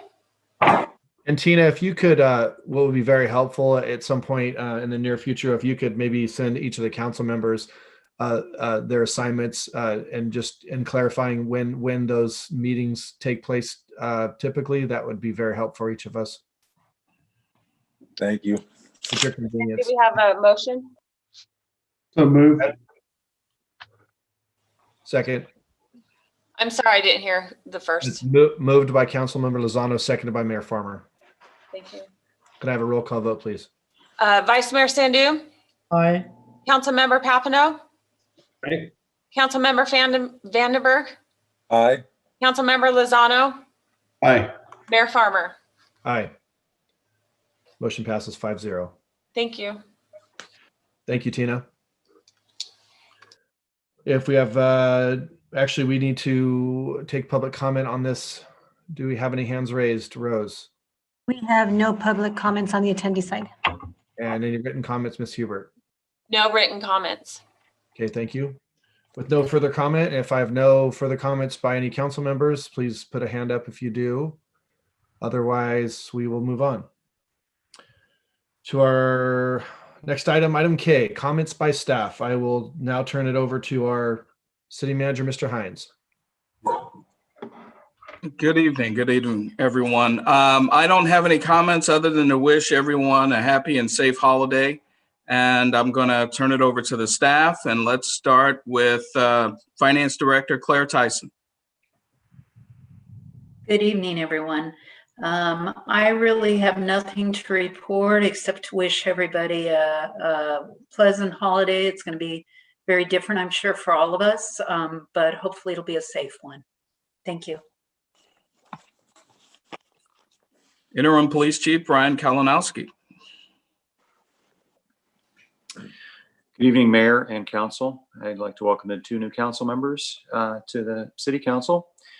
We had an outstanding turnout this season for our toy drive with Consume This Fire. We have nearly 420 deserving youth who are going to receive gifts from the Fire and Police Department this Sunday. And I want to thank the mayor and his family for their efforts last weekend, or the weekend before, excuse me, where we had nearly, and Sean may comment on this, so I apologize, but nearly 100 participants bringing gifts in multiple loads for our youth. So overwhelming response, and we do appreciate it. The police department has begun planning for Black History Month in February, and we have some exciting ideas that we're going to bring forward on social media in light of the COVID restrictions. And so we continue to work on that during this next month. Thank you. All right, Public Works Director Mike Selling. Thank you, City Manager. Yeah, a couple things to report. Some good news. Probably about a year ago, some folks may remember we were notified by the consulting firm that provided the water meter service data. They would gather the data and process it and give it to our finance department for their billing. We were given pretty much no notice that they were going out of business. So we were scrambling to find an alternate service provider, which we did. And I'm happy to report that they've got the system pretty much up and running now. And the last few weeks, we've been contacting folks that have had what we call abnormal consumption rates, meaning this is many times higher than what their normal amount of water use would be. And things like broken pipes, broken sprinklers, leaving a hose on even, or leaking toilets. And so we've had some very happy customers, constituents that we were able to assist them in stopping those water leaks and conserving our water, and also saving them some money. So that's been definitely a plus. The capabilities of the new software are definitely helping us to improve the water conservation and identify these leaks. And so we're just kind of moving down the list. So if nothing else, if you get a leak letter, by all means contact us. We'll work with you to try to get those leaks taken care of. And then on the Hochschild property, which the council approved a contract for, I think it was probably 3 or 4 meetings ago. I'm happy to report the contractor has made very good progress on that, and I think they're nearing completion. The recent rains have kind of put a damper on wrapping things up, but those improvements are mostly complete, and we're hoping with maybe a weather window that they can finish the striping and whatnot that they have to do out there. So that's almost done. And then just to wish everyone a Merry Christmas and a happy and safe holiday season. Thank you. Human Resources Director Stephanie Van Stein. Yes, good evening, Council. No updates this evening, but I do want to mention for anyone looking for employment, we do have a few job openings posted on our Human Resources webpage. Full-time position, we are still searching for police dispatcher candidates. For part-time or temporary positions, we're looking to fill recreation workers, level 1 or 2, parks worker, and also public works maintenance worker 1 or 2. So if you know of anyone who's interested, please direct them to our website. Thank you. All right, Community Development Director Craig Hoffman. Nothing further tonight. Everyone have a safe and festive holiday season. Thank you all. Economic Development Manager Amy Mendez. Good evening. Just wanted to touch on a couple of things really quick. One, I know that Armando's not here this evening, the Parks and Rec Director, but the state did release the outdoor and indoor youth and recreational adult sports guidance yesterday. And so there's finally some guidelines in place for recreational youth sports. So hopefully we can begin to at least plan for some type of recreational activities as it relates to our sports leagues as we move into the spring. So that's great news for us. And really just in general, I think the sports leagues have been clamoring for some guidance from the state, and those were finally released. So I think that's a great step in the right direction as it relates to our youth and the sports and recreation activities that we can offer. So I'll let Armando run with that once he's back. And then also in regards to the small businesses, we've continued to push information out to our small businesses in regards to programs that are available, resources that are available. Granted, they're limited. There is information out there and guidance as it relates to the Small Business Development Center and loans that are available, which really don't help a lot of our businesses who already don't want to take on any additional debt, but trying to make sure that our businesses are aware of what's available. And so I did release a newsletter last week with some resources and different guidance for our businesses. The governor on November 30th announced a small business COVID relief grant program. And unfortunately, there's not any parameters to that yet, but there's $500 million that's been dedicated to that grant program. And the grants are up to $25,000. And so been following that. Hopefully by beginning of January, we'll have some information on the parameters and application guidance for that. So I've had several phone calls from folks who obviously aren't really interested in the loan programs, but would benefit on the grant side. So we are monitoring that and continue to push information out to our businesses as it relates to some of those resources that are trickling in.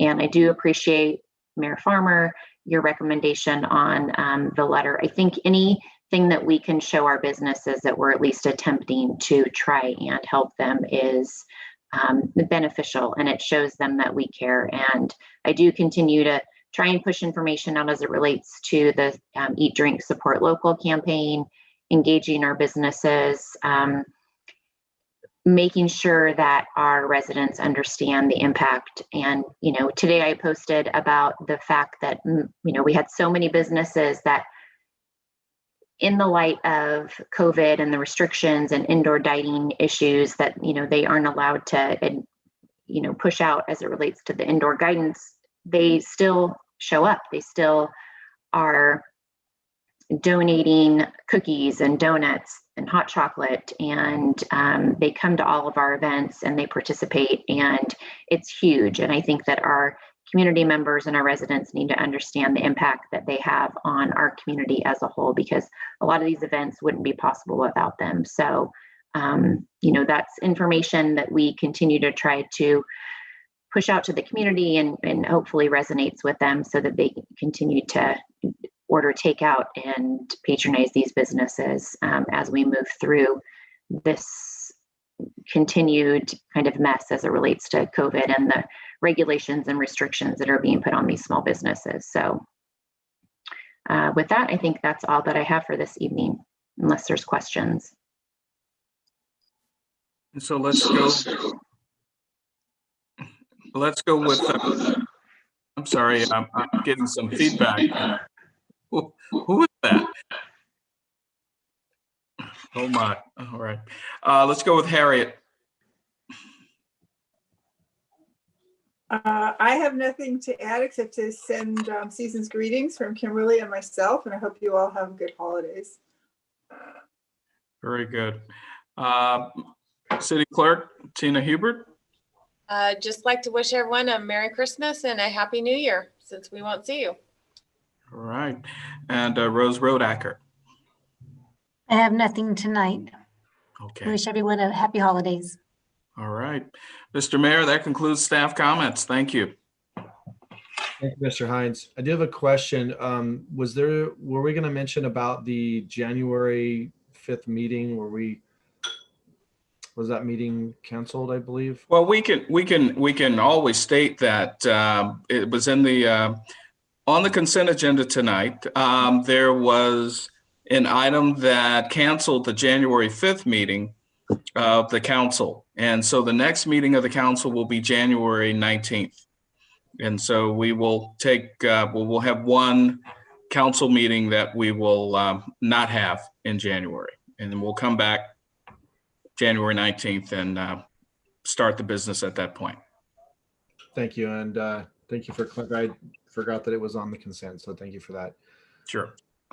And thank you, staff, for all your wishes, your well wishes for the holiday season. We'll go ahead and take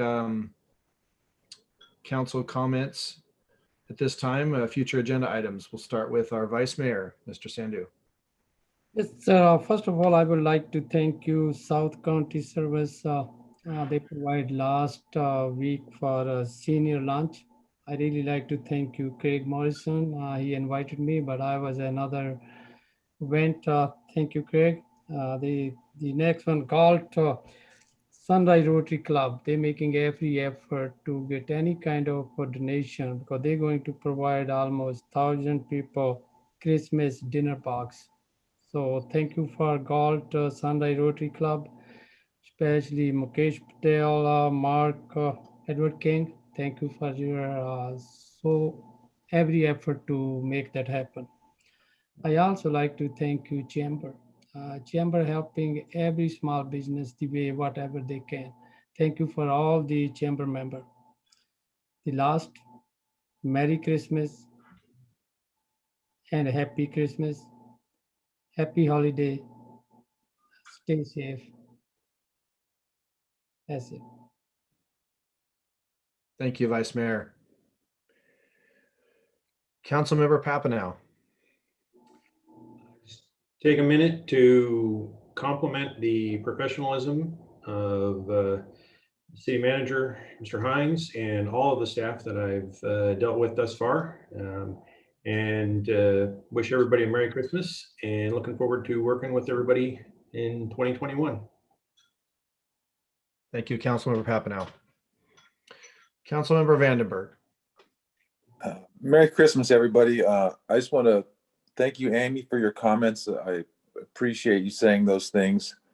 To the Galt Rotary Club, we could still donate, and even if you have extra freezer space, they could probably even use that for the frozen turkeys for a day or two, if you so do have the space. And I'd like to thank all the people that applied for commissions and boards. It's good to see that people are involved and want to do good for the community. Thank you. Thank you, Councilmember Vandenberg. Councilmember Lozano. Yeah, I will be brief. I did want to bring back up whether or not the balance that my colleagues want to entertain having an alternate for the Youth Commission. I don't think it's a bad idea.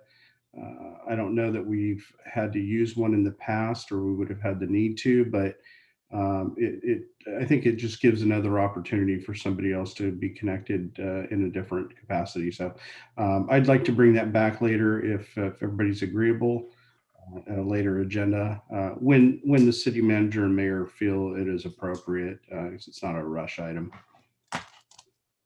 I would support that. Okay, and then just lastly, thank you all for everything that's been going on in the community in terms of the community events that we've been involved with in the city and hosted as the city, and the toy drives and all of those things that have been happening. I apologize to everybody. I've been a little under the weather the last couple of weeks, and I've not wanted to get anyone ill. And so I've been staying away, but I appreciate the work everyone's doing and continues to do. I want to give a shout out to the police department and of course, Mayor Farmer and the Casimas Fire Department for the toy drive. And I know there's going to be a distribution on Sunday, and don't know if I'll quite make that, but I'm going to try. But thank you all for everything you do for our families and our communities. And certainly the Sunrise Rotary for what they're doing to preserve our community dinner. So lastly, just happy holidays, whatever you celebrate during this time of year. Have a good one, and happy new year to everyone. As Vice Mayor Sandhu says, everybody stay safe and take care of each other, because it's an important time to be with family as best we can. So thank you, and have a wonderful holiday. Thank you, Councilmember Lozano. I have a few things to say. First off, I do want to also thank the South County Services for providing again another year a great meal. I want to thank all of those that participated, all the volunteers, our city manager Lorenzo Hines. We had our Lieutenant Small and our interim chief Kalinowski were present. And all of those that were part of that. There's just so many names, I can't begin to name them all, but you know who they are. And thank you for making that a very successful event. Also, a big thank you to Sunrise Rotary, who has their event this week. It should be a phenomenal event. Just a huge outpouring from the community. I can't begin to say all the people that have contributed money, and to kind of piggyback on what Amy Mendez said, we had some of our businesses that are being impacted really hard by these mandates were some of the ones that gave very generous donations to both the Sunrise Rotary and also helped with some things with the toy drive with some food and things. And so these businesses continue to give even though they're being impacted. They never disappoint, and just shows the extent of love that our businesses have for the community, and they continue to support the community. Thanks to Galt PD, CSD, for the toy drive, letting me be a part of that again. You guys are phenomenal, and you guys are going to make a lot of kids happy this weekend when you do the distribution. So thank you again to Laurel Shamber and all of her team at CSD, and to the chief, lieutenant, all the officers that were participated in the part of the toy drive that I was the small piece that I was involved with. Thank you for taking time out of your day on that. And then next, I wanted to just, I know last meeting, we had new council members coming in. We had outgoing council members that were being congratulated and thanked for their service. And I, at the end of the meeting, I didn't really want to dwell too hard on, my appointment to mayor. So I didn't want people to think that I was not very thankful for that. So I wanted to say tonight that I am very thankful to all of you and to the community for being very supportive. I've gotten a lot of comments of support, and I just want to remind everybody that that a mayor is only as good as his council and the staff that he has, and I feel like we got a great staff. It's really one of the reasons why I accepted the mayorship is because I feel like we got a really good team here, and I look forward to hopefully a much better year next year. But I want to thank you all for your work and supporting me in this new role. And it is a great honor. So thank you. And last but not least, just want to wish all the citizens of Galt happy holiday season, a Merry Christmas, a safe holiday. And it is a difficult time, and it's going to be a little different Christmas than we've ever experienced. But I feel like there's always something to be thankful for, and always something to be happy about. So with that, I want to wish everybody who's watching, citizens of Galt, and all his staff and all of my fellow council members a happy holiday and a happy new year. And with that, if no one else has anything to add, I will adjourn the meeting tonight. Merry Christmas, everybody.